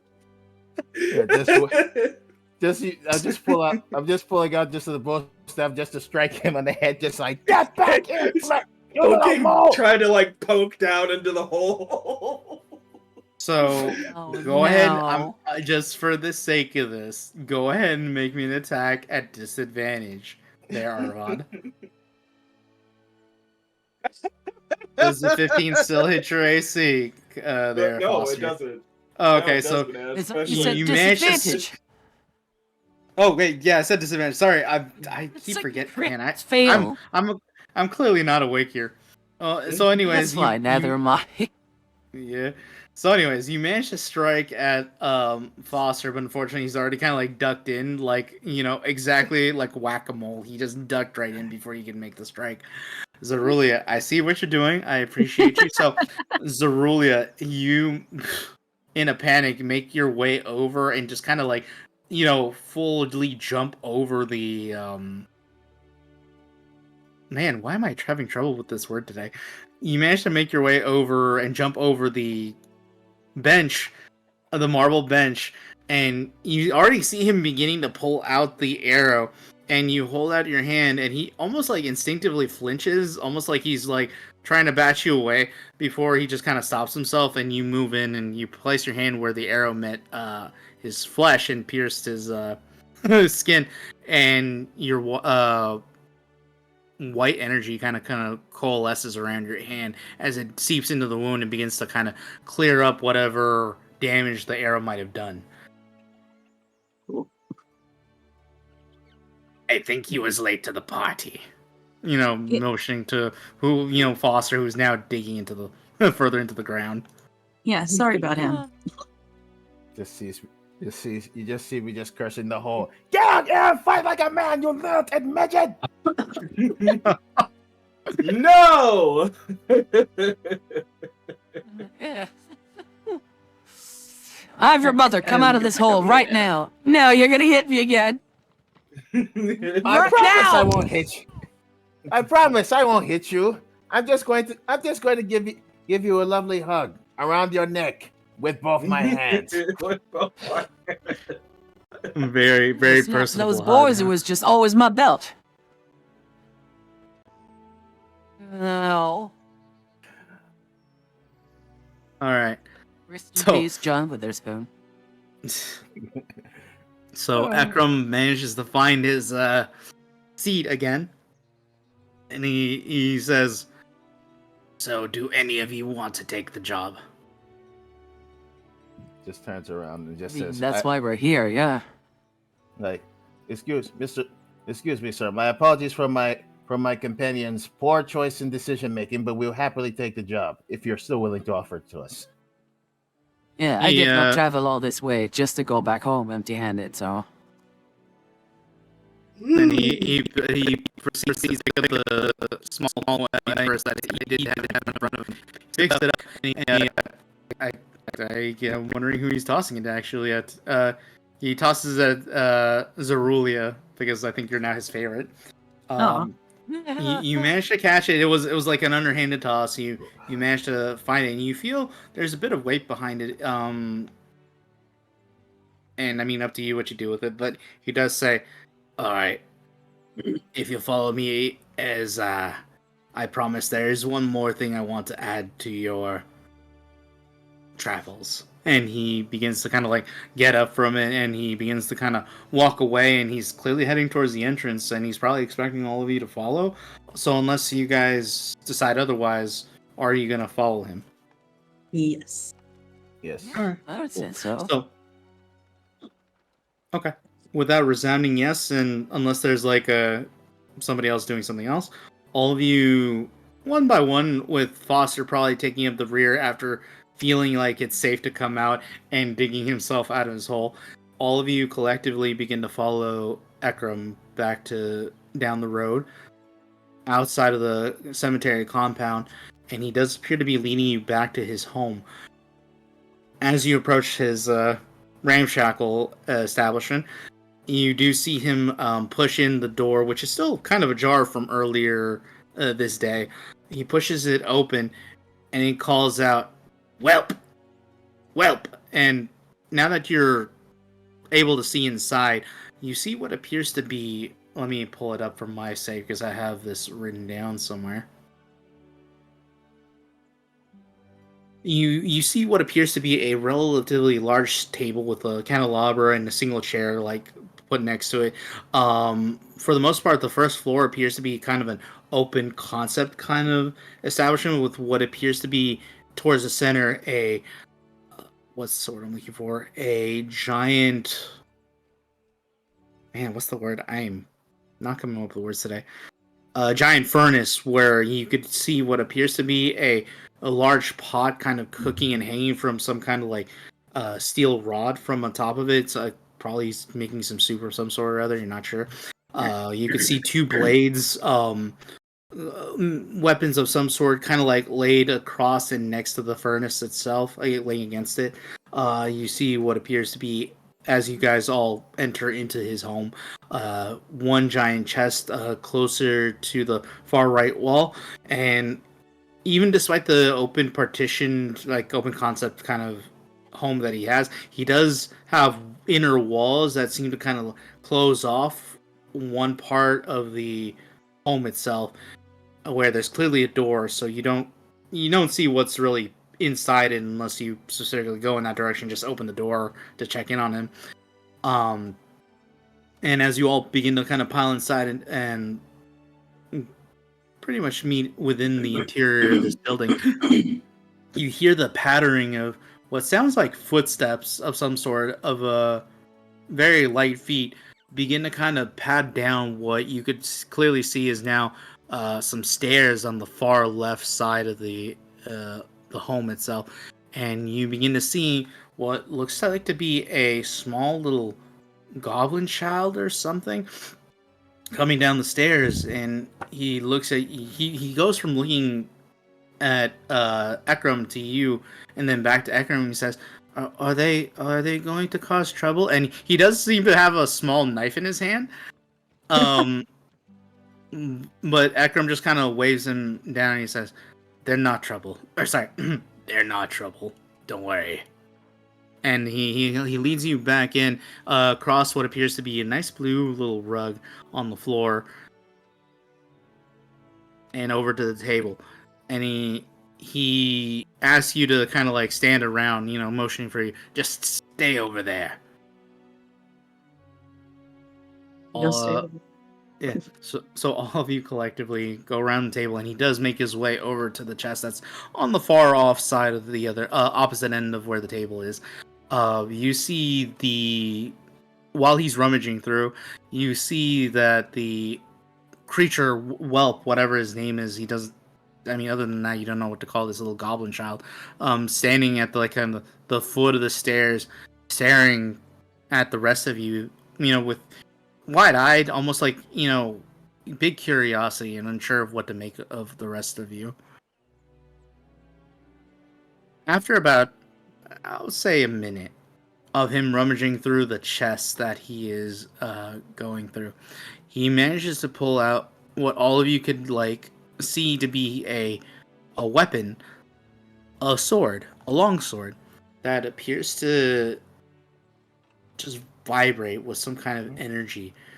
It is sharper than any blade you have ever seen, and you can see that as he kind of walks closer and closer, and he brings the sheath with it, pushing it into it before kind of laying it down in the table at the center between all of you, and he says, I don't know who is good with a blade amongst you, but this is a magical blade that has been given to me, and I entrust to you.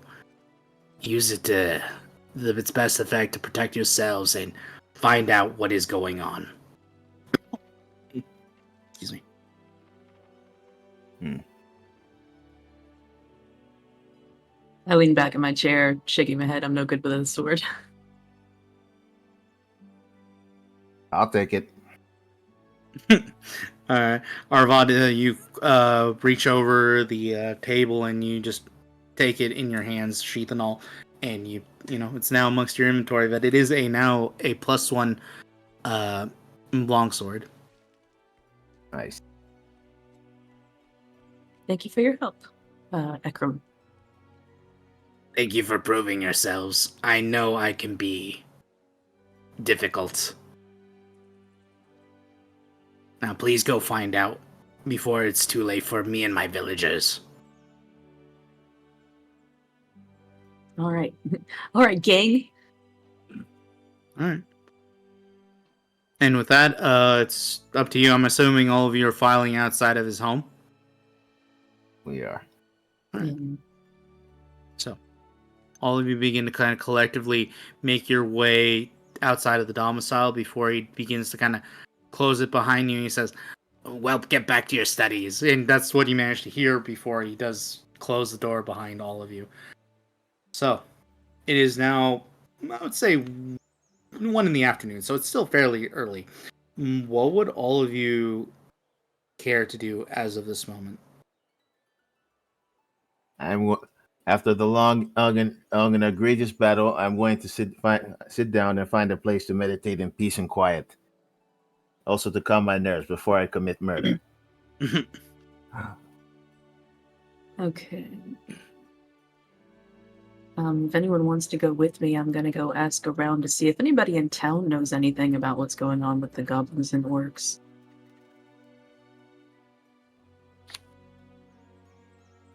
I will follow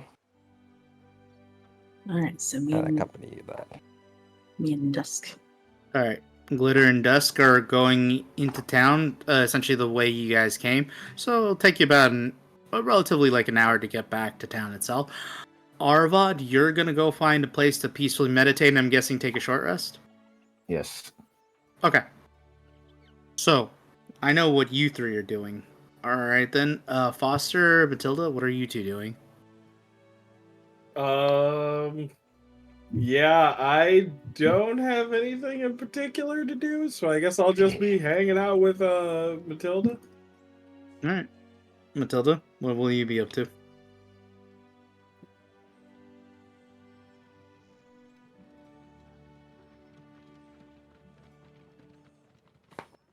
Oh, Mathilda, don't send me that image. Oh no, God, what would other people think?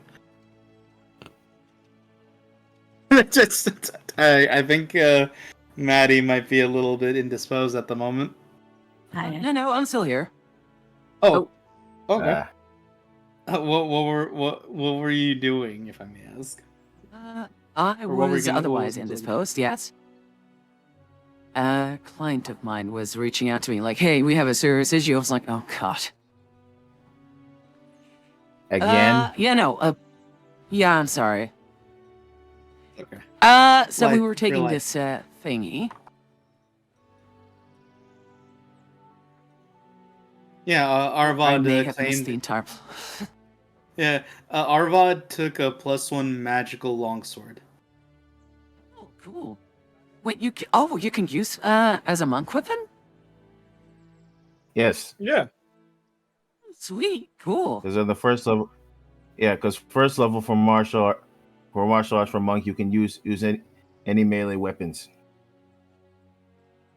Hey, that's awesome. Are you sure that was long? Wasn't it short swords? I mean, I'm not trying to like, not trying to go against him, but Yeah, I'm pretty sure it was. It wasn't just. It was all I- short swords or any simple melee weapon. Doesn't have to be Yeah. two-handed or heavy property. Yeah, let me look. I mean, well, you did claim it, but I mean, the real question is, are you proficient with it? So let me look up simple weapons real quick. All right. I mean, I know a long sword is A long You sword know, isn't a DM here. simple weapon. yeah, it's a martial weapon. Yeah. Okay, so Mhm. you are not familiar with this weapon, Arvad. I'll say, unfortunately, you can still use it, but you just wouldn't be able to add your proficiency modifier to make attacks with it. So it's up to you if you still kind of want to keep it, because technically no one else gave you. I mean, now that you're back, you could decide if you really want it for yourselves, but no one piped up. So technically, it is in Arvad's possession. I mean, I you mean, could I always always sell put- it and like maybe get like a better like a quarterstaff or something. Yeah, that's what I'm Mhm. thinking.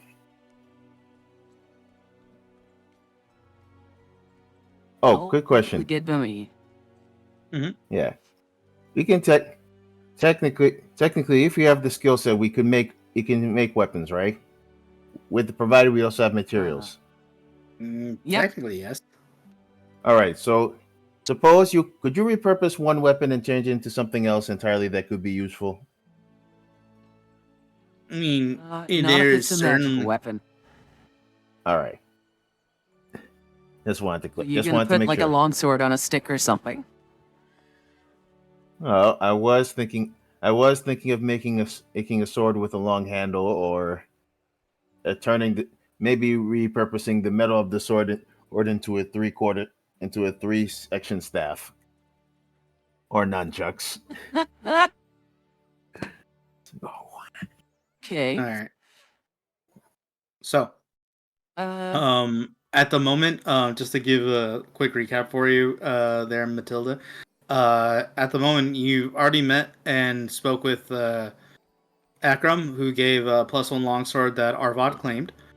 At the moment, Dusk and Rezulea are planning to make their way back to town to ask around and see if anybody has seen, what was it, the going-ons of goblins and orcs out here. Okay. And at the moment, Arvad is looking and is not sat that far from the home, but he is taking a short rest here. And it will take about an hour, not just for the short rest, but about an hour for Rezulea and Dusk to make their way back to town and start asking around. What would you and Foster looks like he's going to stick around with you? But what would you like to do? Oh, well, the most prevalent is the presence of suddenly orcs and goblins. For Matilda, it would be like, oh yeah, no, they're just raiding. But if there's no precedent for it, we might need to look into like a precedent. Like maybe they got pushed away. Maybe there's something else going on. Like why the sudden influx? You know. And as Foster is more of a, because Cody, Foster is a bit more intelligence-based, right? Yes. Like your book smarts. Yeah, we could, definitely book smarts. maybe we could ask around, not as to, if there was like a precedent or whatever, like cover all our bases. You know what I mean? Yeah. We could do that. Is there any sort of like, Beer's End is not super big, right? Yeah, Beer's End is merely a bit of a town. Like it's bustling certainly, but for the most part, it is still the equivalent of a town. Not too many people around. But they would have like some sort of historian or like people working for the local authorities that might have knowledge of the history of the town and to see if orcs or goblin raids are common or not at all. So I'm guessing you're gonna join Dusk and Rezulea on their way back to town. Basically, I guess, yeah. All right. So for now, your party is gonna split with Arvad just kind of like taking a short rest here out in front of Akram's home, while the rest of the party kind of makes their way back to town. It takes you about an hour, but you manage to find yourselves on the outskirts. Appropriate. It seems to be as peaceful as always. So now that the four of you are here, and just for the sake of this, Arvad, go ahead and recover whatever HP and whatever key points you've lost over the course of this. Yeah. So I'm going to speak to the rest of the party now. So, Rezulea, what would you like to do? And I'm going to ask each of you individually, so I'm just going to start with Rezulea for now. I'm probably going to hit up what was the other tavern? The Frau's Heart? Oh, the Frau's Heart, yeah. Probably going to start over there since we haven't been there yet, and if it's unlike the other one, I cannot remember the name of the first one. Something Stock, the Lazy Stock, was that it? Yeah, the Lazy Stock is where you stayed the previous night. Okay, so that's more family friendly. We're looking for more adults, so we're going to go to the Frau's Heart first and ask people there if they know anything about what's happening with the goblins and the orcs. Okay. So Rezulea is going into the sorry, not the Lazy Stock, the Frau's Heart. Is anyone going to go with her?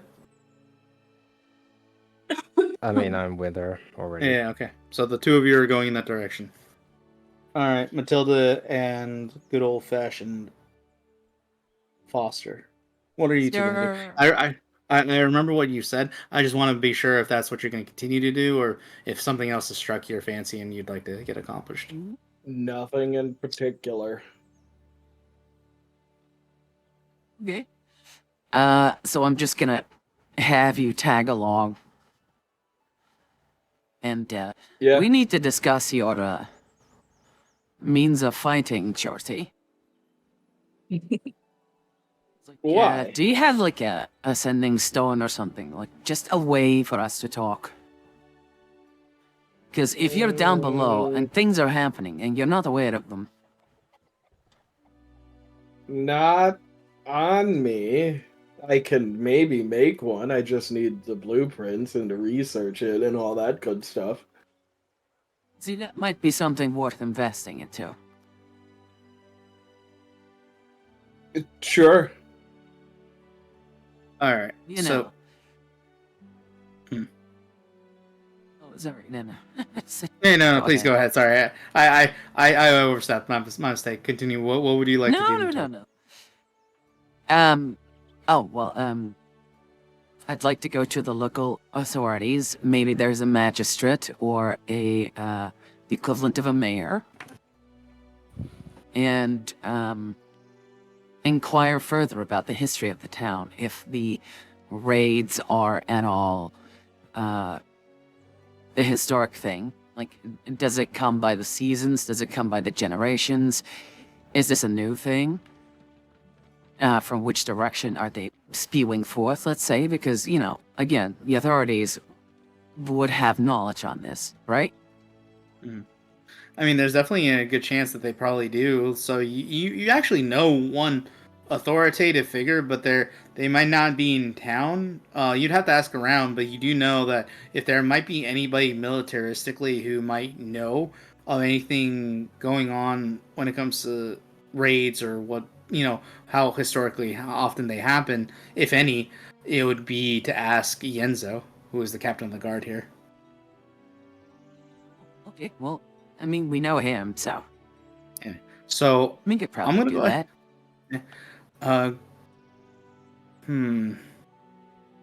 Go ahead and roll me a persuasion check, and then I'll get back to you because I'm gonna actually move over to Glitter and Yes. Dusk. So, as your party kind of begins to split, Rezulea, you're crit. getting your.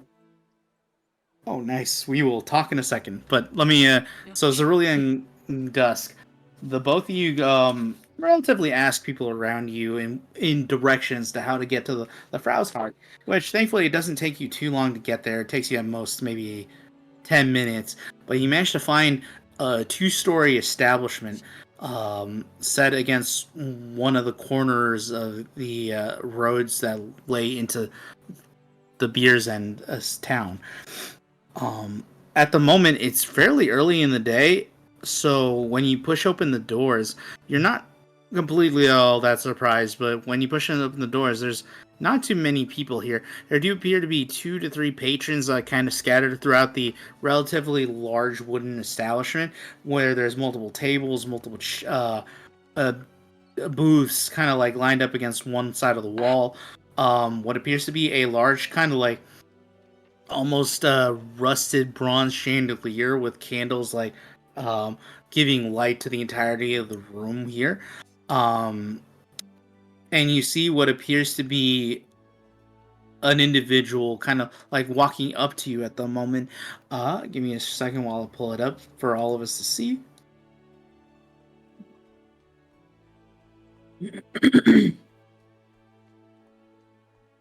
This individual clearly has half-elven features, as he has pointed ears, what appears to be a very nice and you'd assume not necessarily pricey, but a very, how to describe this, a nice smock of some sort or other. He appears to carry a small little pouch.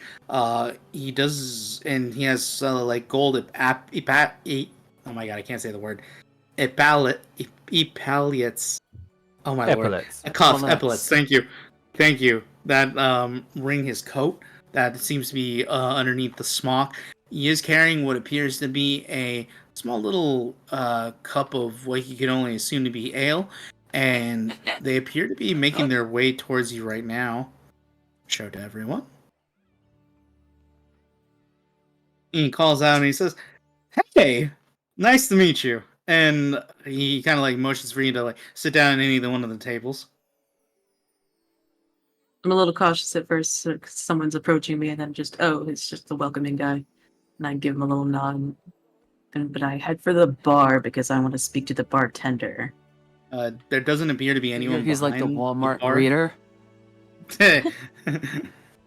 Might be. Who knows? So no one behind the bar. Welcome to Walmart. So get your shit and get out. Sort of glance back to make sure Dusk is following me, and I go take a table. All right. So, assuming until you tell me otherwise, the both of you begin to kind of sit down at one of the open tables that seem to be towards the center of this place, just a little bit off from the chandelier. And he, as the both of you kind of begin to sit down, he actually takes up a seat directly opposite of the both of you, and he says, "My name's Belle. Nice to meet you all both. You both look like a very lovely couple, if you don't mind me saying so." Oh, we're not. No, this is my traveling companion. I'm so sorry. I apologize. Sorry, you look so adorable together. I apologize. Apologies, please. And he kind of like begins to kind of like, "I'll be right back. Give me a moment." And he immediately like vamooses and runs off.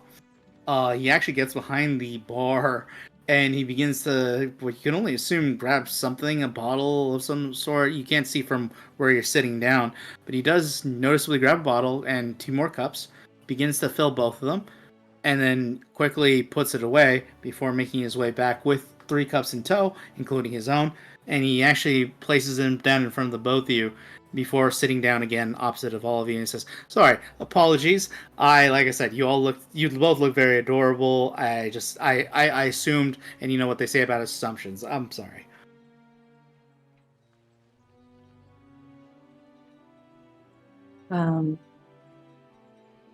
Understood. Well, that aside, we came here seeking information, and I was wondering if we could get some from you. My name is Rezulea. This is Dusk. And we're wondering if you know anything about the recent happenings among the orcs and goblins. As you begin to mention that, like the smile that he had like plaster on, he begins to like frown in a state of thoughtfulness as you say that. He pokes the side of his cheek as he leans down onto the table itself, and he says, "Well, that's a strange thing. We've never had orcs or goblins give us trouble. At most, we've had kobolds, start stealing from our farms, but." Nothing that really had attacks, and we had bandits on the road. But yeah, the orcs and goblins have more or less kept to themselves and never really came onto this side of the river. They're normally on the eastern end towards. Give me a second while I pull up some information.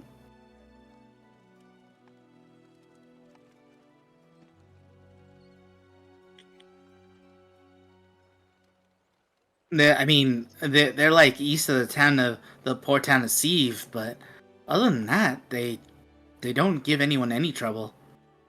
So maybe they're a rogue element. We don't know who they are. I'm sorry, I'm writing this down. And I'm probably writing it down in game too. Yeah, no, go for it. It's just Detective Rezulea on the case. Okay. Well, that is actually very helpful information. Thank you for that. I love my town, and I care to see it safe. Are you with the guards around here? And he seems to me kind of like being, like he might have said a little too much. He's not sure about your intentions or who you are. He might just blab because he's just a talker. No, I'm not with the guards. I was answering a call for a quest. And that's what the quest is we're seeking information about the orcs and goblins, so... Oh, adventures! Mm-hmm. Ah, and what's your name, son? And he kind of looks over now at you, Dusk. I'm talking too much. Dusk will pause for a moment and just reply, Dusk. Dusk. It's afternoon outside. Oh, you meant your name. Okay, yes. Oh, nice to meet you, Dusk. Belal. And he looks at the both of you and he says, "So, since you look a little young to be an adventurer, are you sure?" And he like looks at you again, Dusk.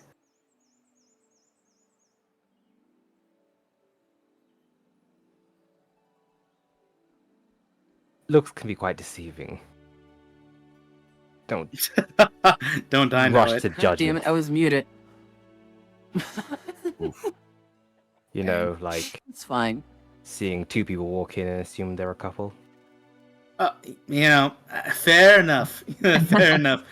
And the cups that he was intending to hand, the cups that he already handed out to the both of you, he begins to kind of make his way over to you now, Dusk, and pull away the drink from you.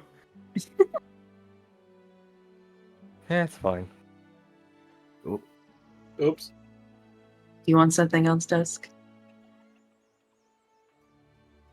She says in a sultry tone. Oh god. This is just how I talk, Mats. Oh. I know, but I shit this. Well, She just says hello to a random person on the street, and they're like, "Are you flirting at me?"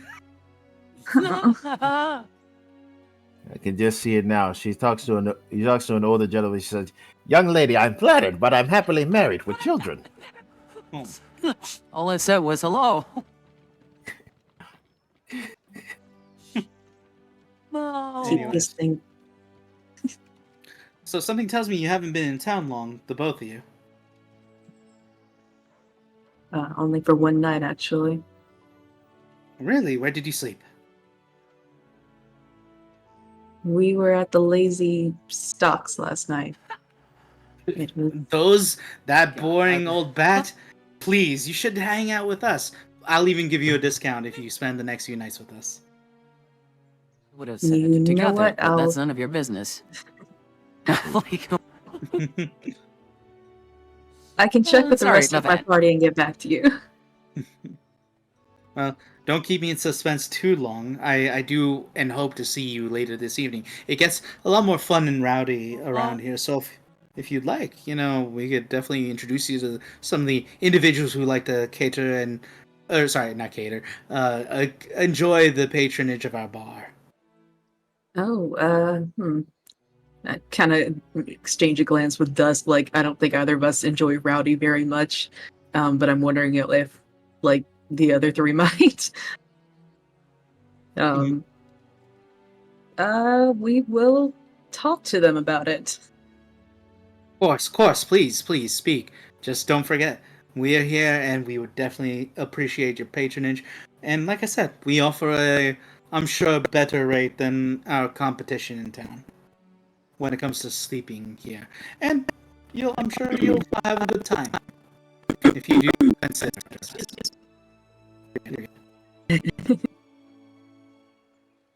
Well, thank you, Belle. And we will get back to you if I see you later tonight. I don't know how else to phrase that. Alright. He proceeds in the air. He proceeds to say, anyways, I simply must do some of the numbers for some of our inventory. I'll leave you to it. If you don't need another drink, feel free to bother me. I'm gonna be up in my office on the second floor. All right. All right. Thank you. Mm-hmm. And he proceeds to kind of leave the both of you alone down here. Okay, so I just sort of confirm with Dusk, like, so we have. Normally they are active on the east of Sieve, and they're being abnormally active now, and nobody knows why. And they've never been active like this before. That's already a lot of really good information, and I'm tired of walking around. Do you want to just get back to it, Mathilda? Could ask if anyone's run into a camp by chance. We're talking to people. Okay, let's do that. But it's your turn to talk to people this time. Hey, looks at her and shakes his head no. God damn it.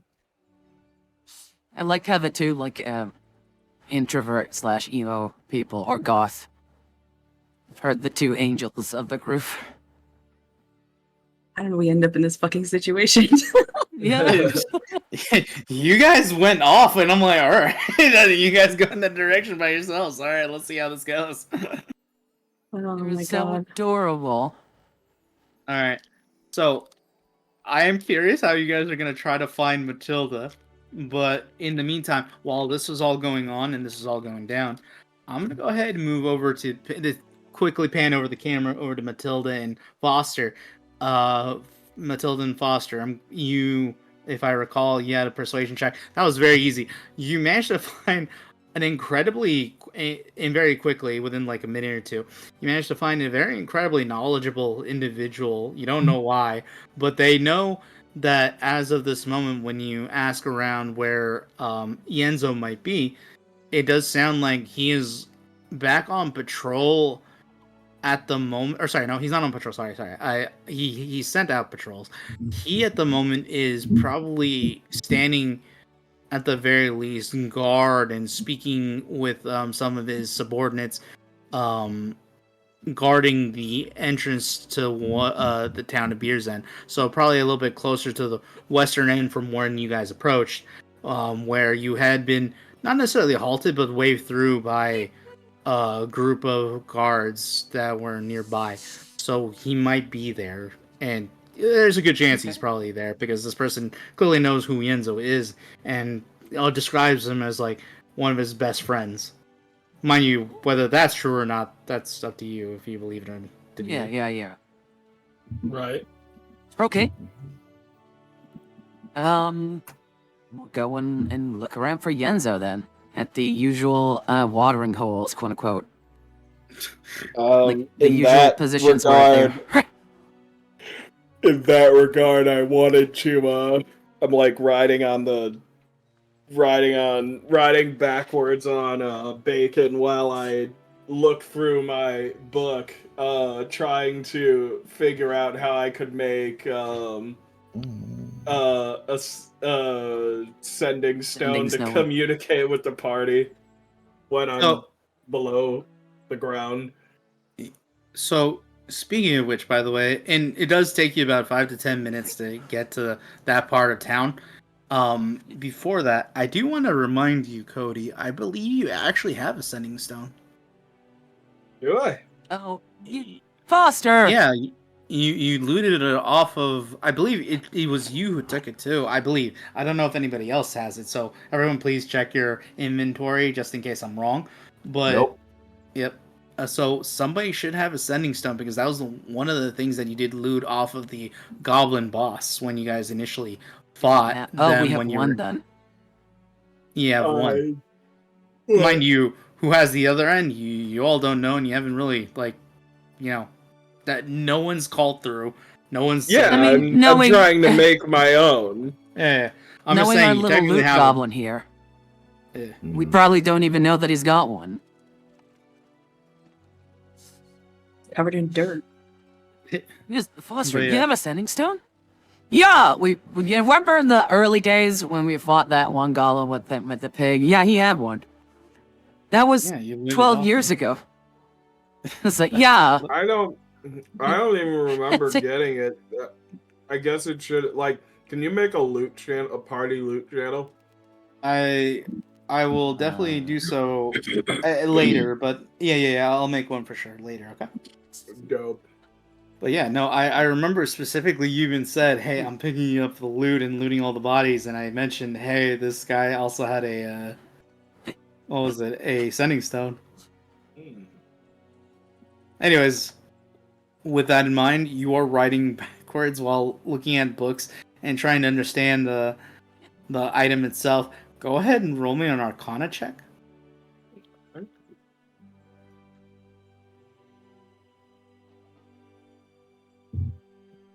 And what is your class again? I just want to be sure because are you Artificer? Yeah, there we go. You see.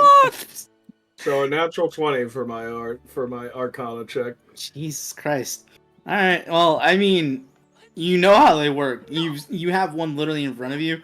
You don't break it open or anything. You just based on your reading, you just that's really relatively simple to you. Mind you, it's not that simple, but you're a mega genius at this.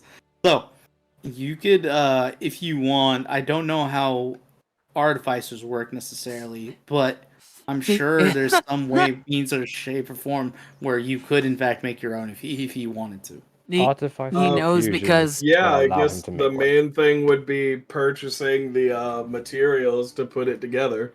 And what were you saying, Dusk? He knows because it's a stone, and he knows rocks and shit. It's a Rockie talkie. Basically, geology is studying geology actually will help him in communications. I demand I take 1 point of psychic damage for that. You're nowhere near. You just feel a disturbance of a pun in the forest out there. You take 1 damage if you want. You see my hand smack the back of my forehead, and say, I think someone cast Mind Spike on me from a distance. Weird. Unfortunate. Just see me. Just feel this. You just also feel me seeing this thing too. It's just like I am surprisingly calm, and yet I feel this sudden surge of annoyance. Oh well. And intense. It just goes back to meditating. You just see. Oh, my humor can break the fourth wall. The DM even says, in the heads of all of you, a great evil has happened.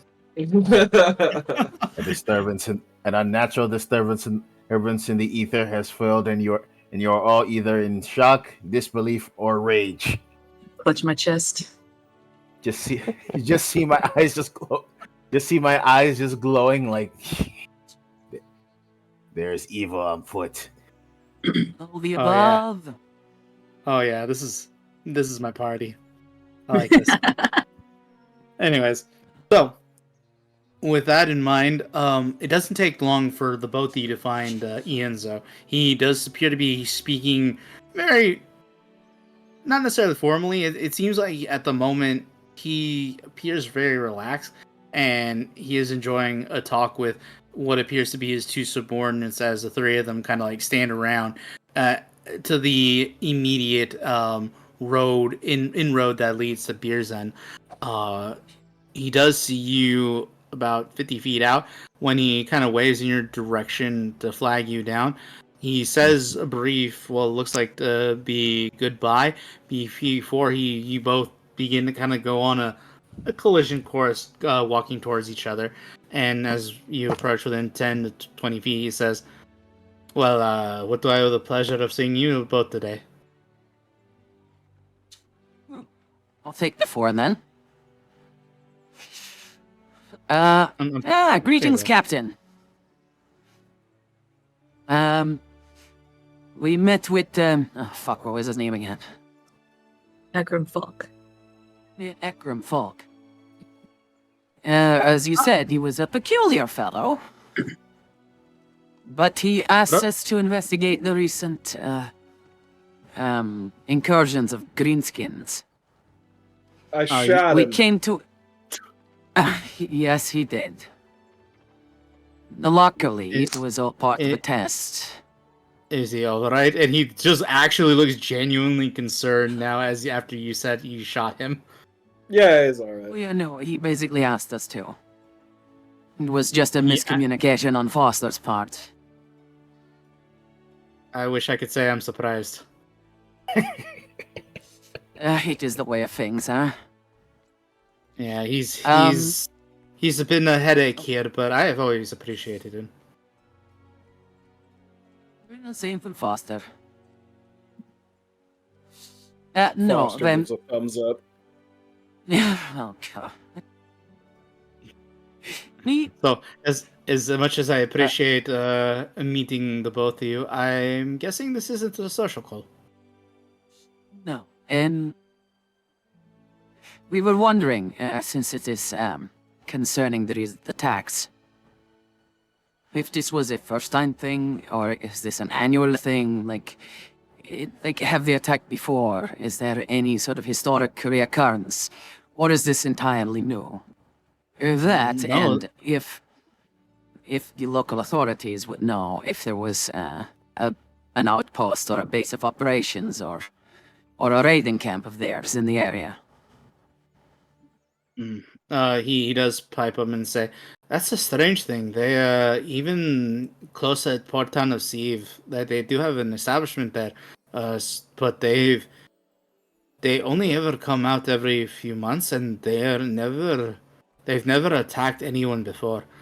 And I mean, Beersend has never seen that kind around here, not hostilely, anyways.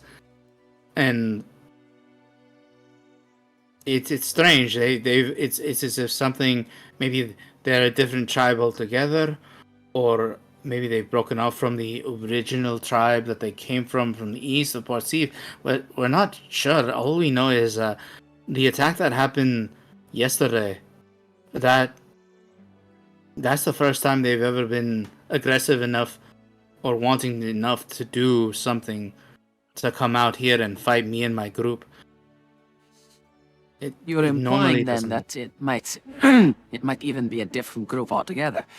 That also implies that there is a first group to begin with. You have good relations with them? Not necessarily us, no, but that would be the Port Town of Sieve. They're the ones who have the relationship with them. But they've also given us no trouble. Not typically. But then I guess we would have to ask the people of Sieve if they would know of any sort of fallout base or encampment that they have. Speaking of experience, raiding does not happen on the go all the time. Camps must be made. And you can't raid on an empty stomach. No, you can't.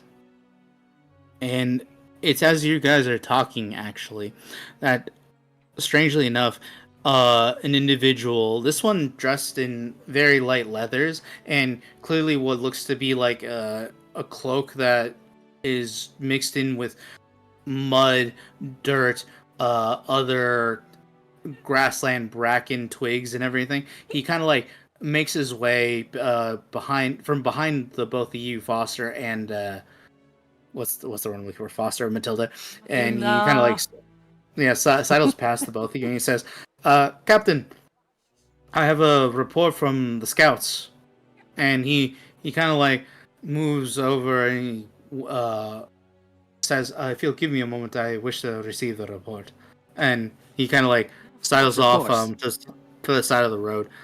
And it appears to be that they both seem to be talking animatedly for about a minute, 2 minutes, 3 minutes before the scout like kind of salutes and goes back from where he came, going past once again the both of you. Ienzo immediately comes up to the both of you and he says, "So, remind me again, what were you here to do? What did Ekram say?" Ekram wanted to, if memory serves at least, he wanted us to investigate the recent attacks and maybe even interrogate one of the Greenskins, to see what is causing it. Don't say that around Ignelli, by the way. That's offensive. You mean Greenskin? Yes, that term. It's very, it's very offensive. Matilda sort of shrugs and says, "Well, I have nothing against Ignelli, so sure." Anyways, he does pipe up and says, "There have been reports from my scouts about southeast of here. It sounds and looks like that it might be a few mobile encampments moving out and about on the very far outskirts of Beater's End." Okay, that's good to know. We might have to investigate those as well. What do you think, Looks Foster? like we have our work. Looks like we have our work Yeah. cut out for us, he says as he's flipping through his book, taking notes. Yeah, exactly. But at least we got some job security, huh? Yeah. We got stuff to do. And who My knows, men will- Captain? Maybe we could help each other, make this place a bit safer.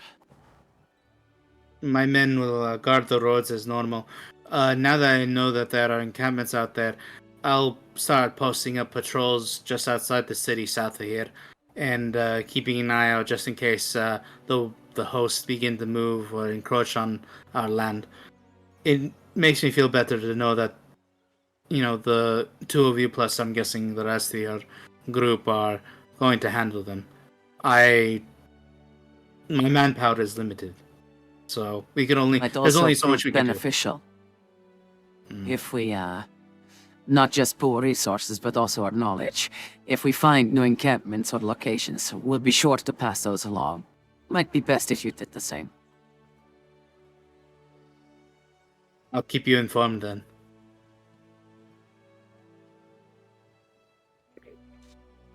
That's all I ask. Now, Foster, any more questions? Foster shakes his head. Are you eating like a bagel or something? I'm eating chips. Yeah, okay. Well, give my best to Ignelli. If we have more questions, we will be sure to return to you. I'll be at the guardhouse. Feel free to ask around. I'm sure people will show you in that direction. Very well. Sounds good. Come on. Come on, Foster. Come on, Bacon. All right. And of course, Foster's riding on Bacon, so as Bacon goes, he goes. Yeah. All Like right. heavy shoulders, like swaying you left and right. It's like, Yep. All right. Well, with that, Yenzo is making his way northwest town, while the both of you begin to make your way back the way you came. With that, I'll say I'm gonna move back to Arvad real quick, as he has spent about an hour meditating in Arvad. Now that you've spent that hour meditating, finding your center again, and maybe drinking a little booze on the side, what would you like to do? Because you have quite a bit of things to do in order to catch up with the rest of the group. good. Let's see. Meditation was good, and the ale is still, and the special brew or special coffee is still fresh. I should find the others. So I'm going to head into town, find Mathilda and Foster, figure out what they've learned. All right. So it's going to take you another hour to get to town. So for the record, it's going to be a little bit of a walk. But once you get there, I mean, you manage to, you'll easily be able to find your group. I'm sure they're not exactly subtle. Yeah. Of course. At the very least. At the very least, I can also get some nice hefty exercise, and the walk will also clear my head further. All right. You make your way back to town to the town of Beerzen. All right. With relative ease, Mathilda, Foster, you managed to find Rezulea and Dusk, walking down the street. Rezulea, where were you trying to go again? We were looking for someone who had encountered one of the encampments. Yeah, it would normally be like a guard station. So like town guard or whatever. Yeah, the guardhouse. So, funny enough, because of how the town's set up, both your groups managed to see each other in as you're walking down the streets. So it's up to you if you guys interact or if you guys just go about your business. But Hey, Oh, hey. Wish us out to exchange information. Yeah, all right. this guy is just Sure, like, yeah. yes, companions. Did you guys find anything useful that we could use? What we've learned is that they are normally active the east of Sieve City or Sieve Town, whatever. It's very unusual for them to attack here. It's unprecedented. All right. What about you two? Did you find anything useful? We heard a similar thing. Captain Yenzo was even suggesting it might be a different group of orcs and goblins altogether than there would have been in the area. He also mentioned Sieve. So we're looking at a rogue set of goblins and orcs. Maybe, yeah. Don't forget, orcs and goblins. Right. But that just leaves a question. Yeah. Why the attack? If they haven't been hostile, why start now? I guess that's the question of the hour. Cody, remind me, did we also get locations of possible encampments? I don't think they mentioned any of that. I don't think they did, no. Ian, sorry, that might have been my fault, but I thought maybe I don't know, it's a lot of juggling plates, but Ienzo should have said something along the lines of that just south or southeast of Year's End, so I'm gonna go ahead and mark it for all of us. But somewhere down here there might be a few possible encampments at the moment that shouldn't be there according to the scouts. Give me a second, let me go ahead and draw something real quick.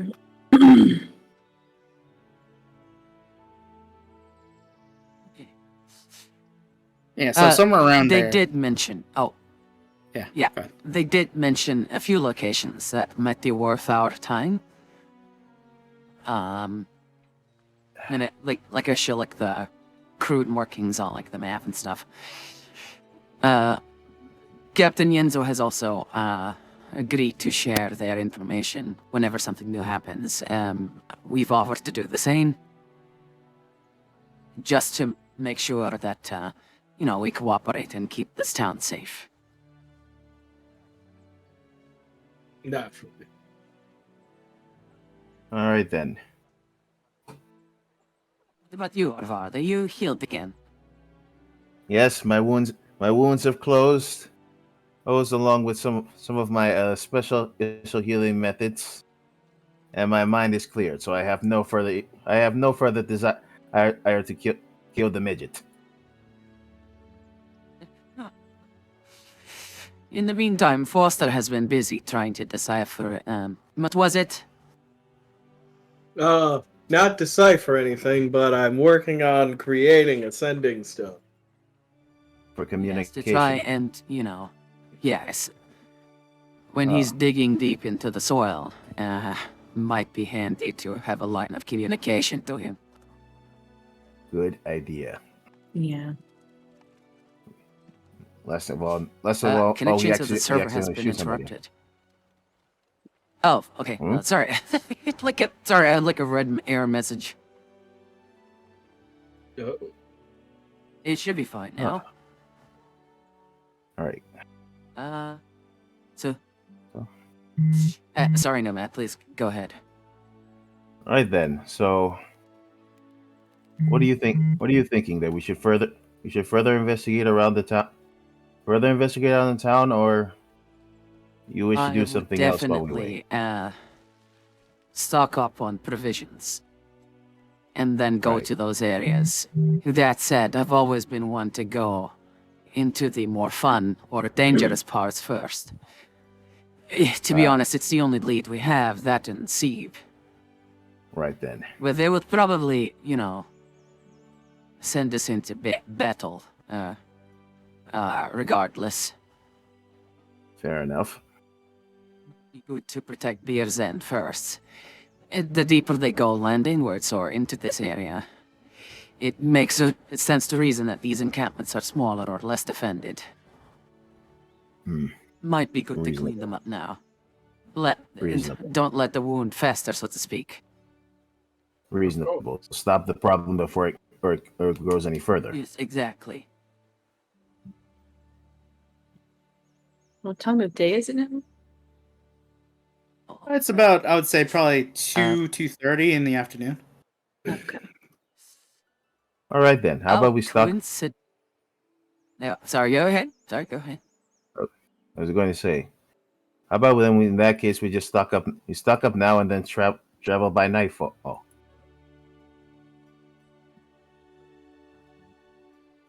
I mean, if memory serves, orcs and goblins have better vision in the dark.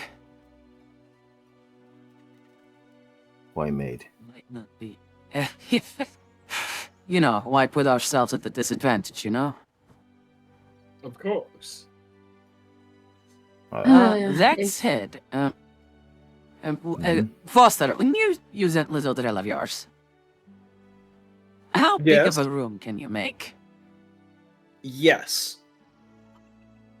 It depends on how much time and the foundation and the material that's around, and how much dirt I can displace as I'm using it.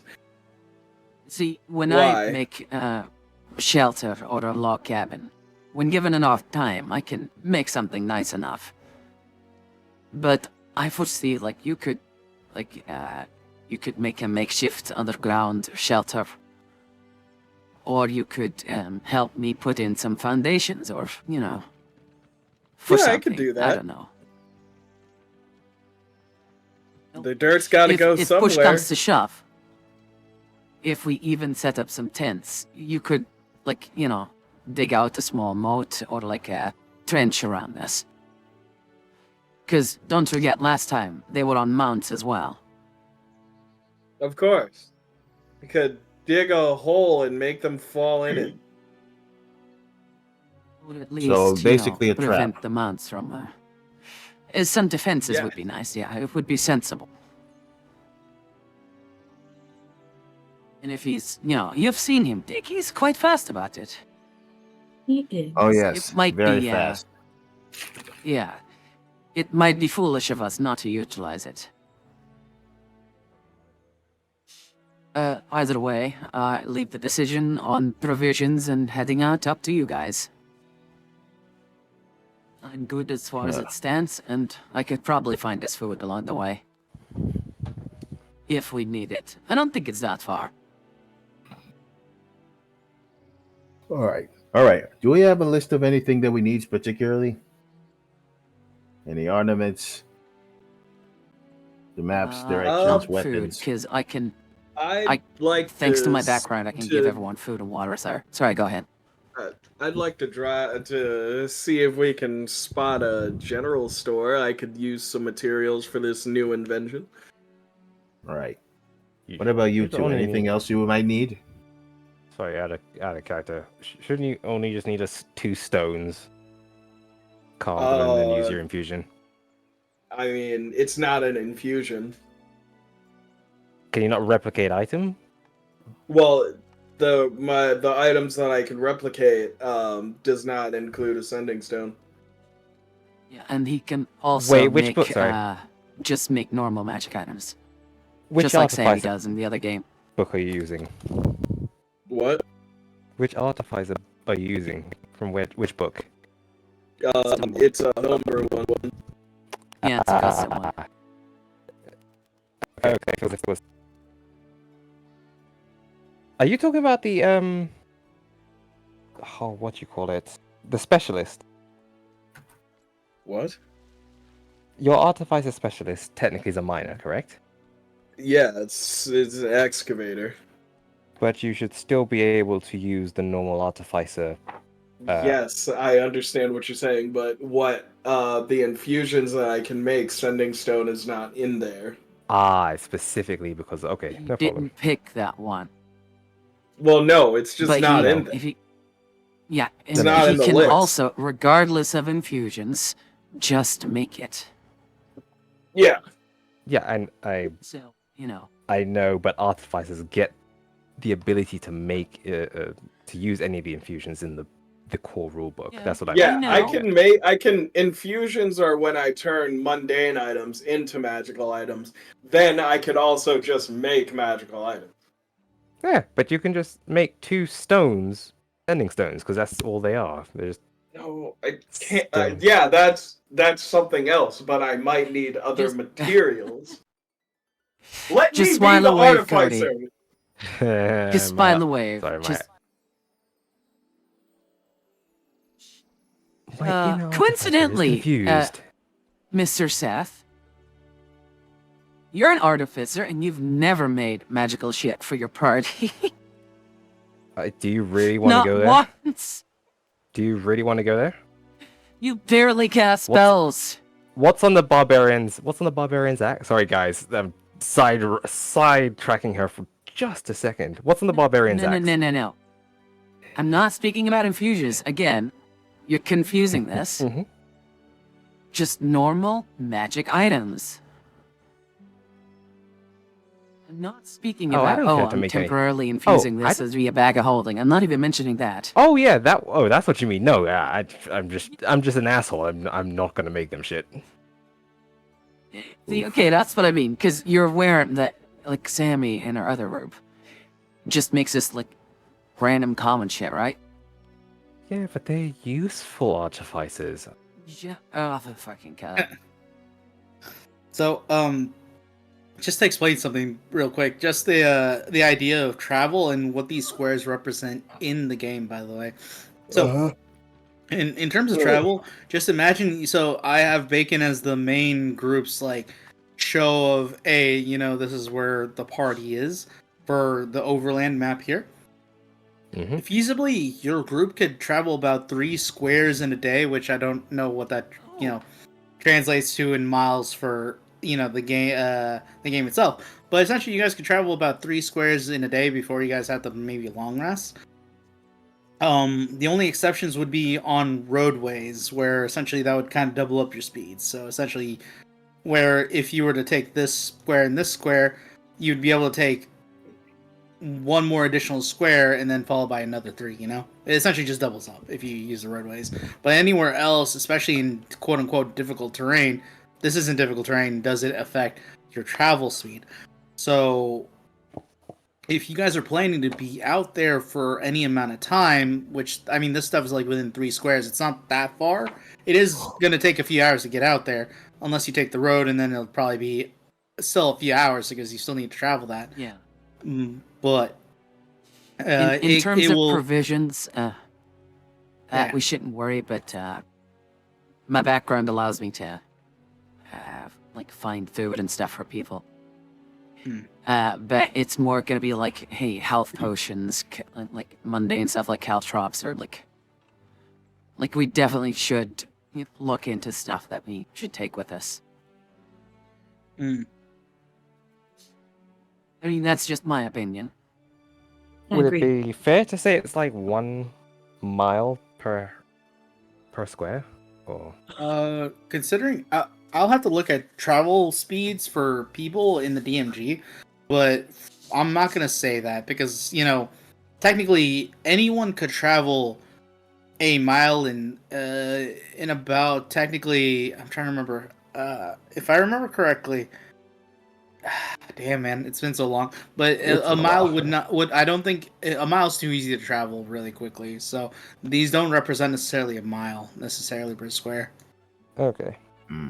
Just for the sake of simplicity's sake, like I said, you guys could travel 3 squares per day, with the exception of roadways, which don't would double up your even speed. know what a mile is. That's also why I'm like, shit, metrics to miles, and that's why I'm like, I'm gonna just keep it simple and just call it squares. Yes, I forgot. Most of us don't speak in freedom units. Yeah. Yes, like we 10 use correct gallon units. hats and stuff. Don't you disrespect this great proud nation of its measurement units. Sorry, we don't measure things in football fields over here. We Yes. do. If only you did, you might have won the war. Do you know what? Bruh. You know what we do measure, though? We do measure everything in harbors and equal to the amount of tea we're allowed to pour into them, That's how we measure. Yes. Yeah.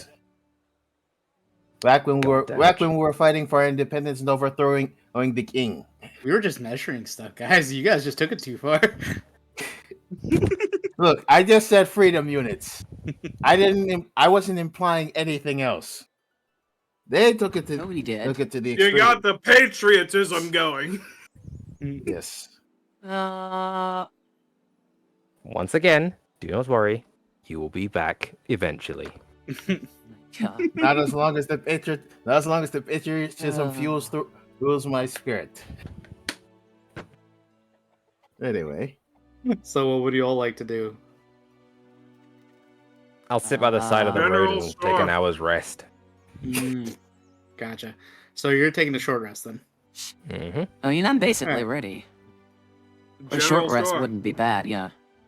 Okay. Foster's going to the general store. Is anyone going to follow him, or is he going to be by himself? I'm going with Foster. Oh, probably for the best. Thank you, God, Glitter. Yeah, I was about to say I was almost about to say I think we should go with him just in case AC breaks something. Yeah, don't let the child be unsupervised, please. Not a child. Right, correction. Man-child. Fine, Close. man-child, whatever. Alright. Yeah. So, oh yes. Speaking of man-child. Sorry.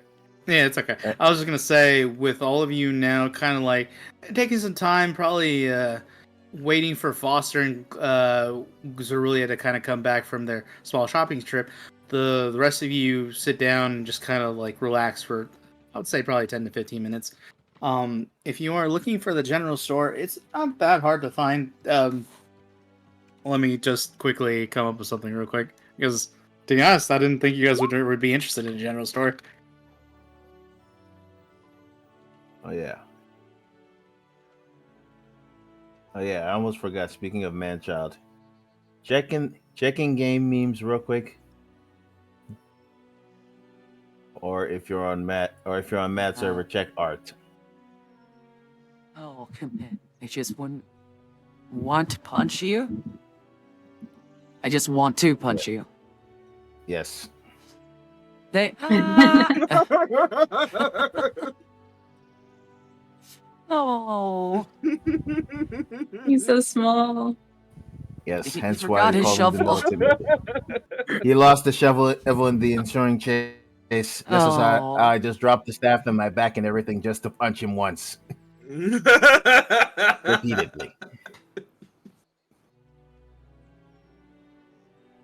The only safety is Aw. underground. There is no shovel. You're not digging, and there's no drill. I just hope you've worked up on your cardio, because I have. So, Foster and Rezulea, the both of you walk up to what appears to be a large hexagonal building with a single door in front and several windows that allow ease and quick view of what seems to be the interior of the wares. You are approaching what is known to the rest of the local populace, and which was explained to you, the Shady Nook.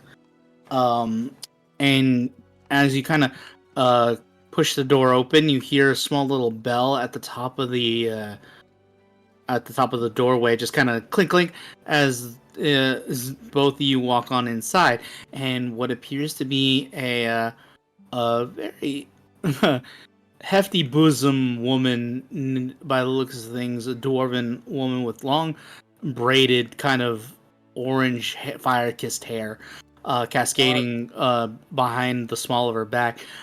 She's wearing a simple Yep, she appears to be wearing a simple shift and what appears to be dress, and she appears to have been reading something. You're not sure, as she briefly and immediately kind of closes it to kind of come over and greet you, and with one of the widest smiles that she can produce, she says, "Hi, hello, nice to meet you." And looking at the both of you, name's Gigi. How can I help you? Hello, Gigi. I'm Rezulea. This is Foster, and we've come to peruse your wares. I'm personally looking for some healing potions. I don't really carry those, dearie. And he, looking between you and Foster, she does pipe up. I don't believe I've seen you in town before. Are you merchants or? We're adventurers. I do a little bit of this, a little bit of that. Mostly an excavationist with a bone for adventure. Bone for adventure? I've never heard that before. Oh, you must be very well traveled. Yeah, because I dig up bones, and that's through my adventures. He says, gesturing as if he's digging. She immediately recoils from Foster real quick when he says that, and decides to speak to you, Rezulea. So, what else can I help you with? What besides potions? What were you looking for? She just nods a little. Well, actually, that was the only thing I came here for. But what else do you have of interest? I'm just for the sake of brevity, I'm gonna say, for the most part, she has a majority of what you would find amongst common items within the player's handbook. Let me pull it up real quick for myself. Is it? There it is. All right. But yeah, for the most part, she appears to have just about everything and anything from the adventuring gear section on page 150, if you particularly need a page. She doesn't have she doesn't have everything. So, just what is it exactly that you're looking for, and I'll tell you if she possibly has something along those lines or not. Lord, I'm in the compendium. I know what I want. First and foremost, to correction of what I said before. Oh God. I'm an archaeologist, not a grave robber. And that being said, I needed, and he's going to take out a book and he's going to place it on the counter and open it up, pulling out a piece of paper from it. I just need these sorts of items, some herbs, some particular small stones, so that I can do my work, and it's just a shopping list of different items that he would combine to make sending stones. All right. You put down a list, and it looks like, so among the lists, what would you say? What would be on your list? So you said herbs, and what else?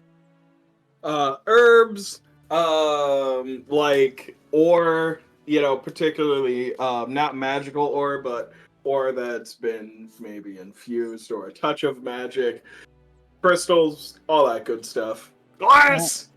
I don't really deal with ores or crystals or metals. Maybe you'd have better luck with the blacksmith around here.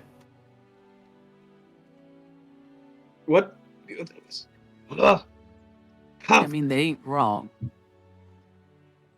Jesus Christ, general stores are supposed to have a general amount of everything. Of ores? Yeah. They don't.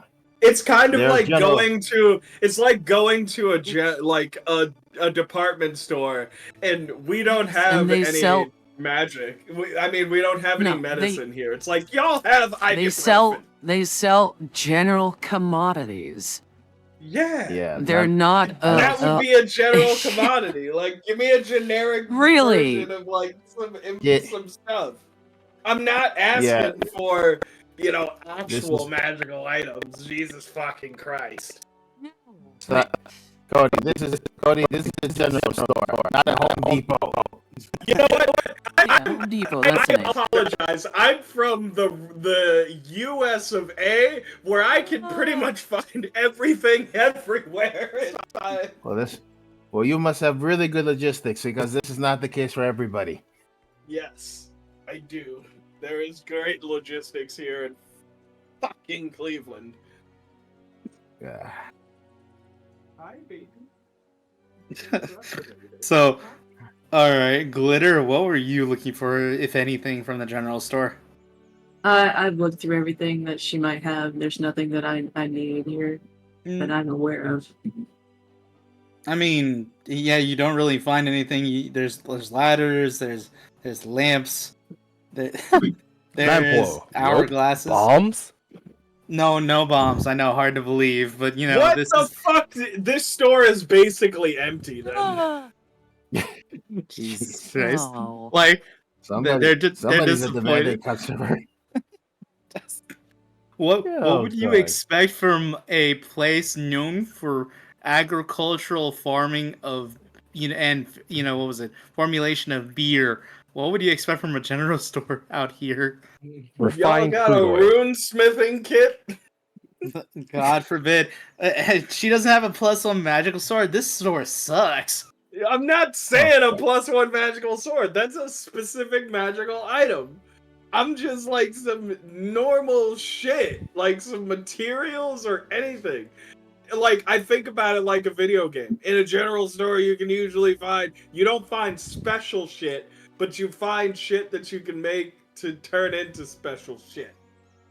I mean, you could find, like, there are easily things you could find in that regard. AKA, you'll find herbs, you'll find spices here. This is like a real general store from like a medieval fantasy. When you say general store, they're not thinking, hey, I have to have the ingredients for that. If there'd be any place that would say, hey, if you want to find ingredients that could possibly make you a magic potion. Where's Nyx? Jesus fucking Christ. This man would know. Oh, are you gonna look for Nyx? Yeah, fuck it. It's waste of my time. Your buddy Nyx.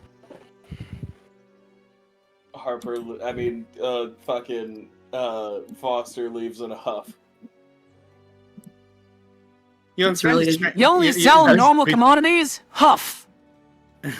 With Nomad, sorry, not Nomad, sorry, with Foster making his way outside the door and the bell tinkling, as you're about to turn your back and head on out, Rezulea, Gigi actually pipes up and says, "Your friend is very strange." I think he lives underground most of the time, and he hit his head a lot. So there's that. Oh, I'm sorry about him. Oh, But you have a good day. Yeah, you too. Did his parents drop him a lot as a child? Probably. Oh. Alright, just Oh, watch over God. him then, dearie.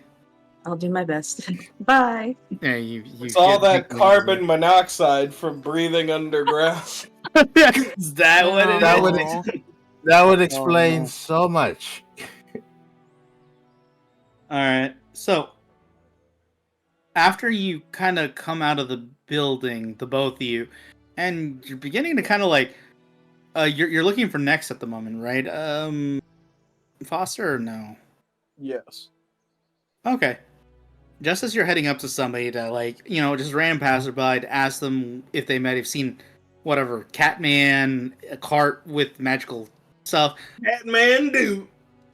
you hear what sounds like garbled wording for a moment, and you kind of like look around wondering if anybody's talking to you, and you see nobody, when suddenly in relatively crisp and clear tones you could hear a rough voice say, "Where are you? You haven't checked in over the last few hours." And that's where I'll end the session. Oh shit. Oh. Interesting. Ooh. Okay. Well, I have fun. That was As fun. did I. That It was. was. Yeah. I love being a cranky artificer. You little boy. Cranky I calm. will say, Yeah. I did enjoy this first time of being in battle, Yeah. despite the multiple crows attacking my beautiful face. Sorry. And ever since then, Arvad has had an antipathy for birds. More like an antipathy for crows specifically. It's just like I hate crows. Or Coincidentally, seagulls crows that painted are with sicked upon us. If we can sick crows at other people, that's fine. Oh.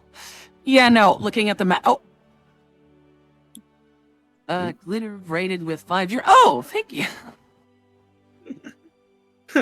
Brought in some Um, people if- with this. Is I can look at the map. What is this like? Hive. Oh, sweet. If we can, oh, the rave. Nice. If we look at the map, and we can move 3 squares a day, we basically have the picker, we can pick whatever square we want. More or less. It'll I mean, be it will interesting take you. to see. Oh, go ahead. Sorry, go ahead. I was gonna say, it'll be interesting to see, like, what kind of opposition we'll be going up against, and I'm definitely interested in why these might differ from the local orcs and goblins, and maybe they're like sent on a mission. Like I'm really, I'm trying to say, like, I'm interested because it's a deviation from the normal. Oh, we're experiencing a raid. Go fix it. No, there's a mystery behind it. So yeah, I'm very much into this. Mystery. I'm glad it's caught your guys' attention, and it's more or less like getting those gears turning, wondering why everything is going on. I appreciate that you guys like that. Yes. I've Tried to also do looked Yeah. behind the scenes a bit with Glitter into the whole familiar thing. And if there's any questions from you guys' end, I have a character that's a Pact of the Chain Warlock. I'll definitely be able to answer a few questions if you want, if you have them. Yeah, I I talked about love that the next. whole big sister and small brother ship between Glitter and Seth. I like that Cody is basically just playing Cody himself again. Yep. But we have the different sort of like skin suit. And yeah. Nomad playing his drunken sage is definitely something I look forward to seeing develop a bit more. So like I want to see where that goes. Let's see. let's see if I kick the habit. Let's see if I kick the habit and find enlightenment or die of hypertension or crows. Find wisdom in your booze, I guess. Or Yes, no, because I do not quit drinking. I just know when I have had it off. exactly. I don't have a drinking problem. I just have a low tolerance for incompetence. I don't have a drinking problem. I have a stopping problem. No. Quitting is for I can quitters, drink anyways. just fine. Ooh, Uh, interesting. Also, hey, Dragon. Looking forward to you guys next week. And tomorrow should be at least for my stream, because I am gonna call it here then. It's gonna be Fallout 4. And I did sort of like test and try some things out. But I'm gonna let you guys decide on whether or not how the layout of the facility is gonna go. I have 2 suggestions. One is the super easy, get it over with. And the other is, no, let's take this a step further. So, I'm dying to do that. I've been holding myself back to not just build it. And Seth, hopefully with an update. How are we with the Zomboid server? After the unfortunate fire of 2024. They who shall not be named. Yeah. yes. The Great blaze. yes. The Inferno Bringer. It's so funny. The queen of passion and flame. Terrahawk. More like the arbiter. More like the arbiter of eternal burning. Where is Seth? Oh, there he is. Couple of changes need to be made, but it should be fine for Monday. You mean Monday? That's what I just said. You said one day.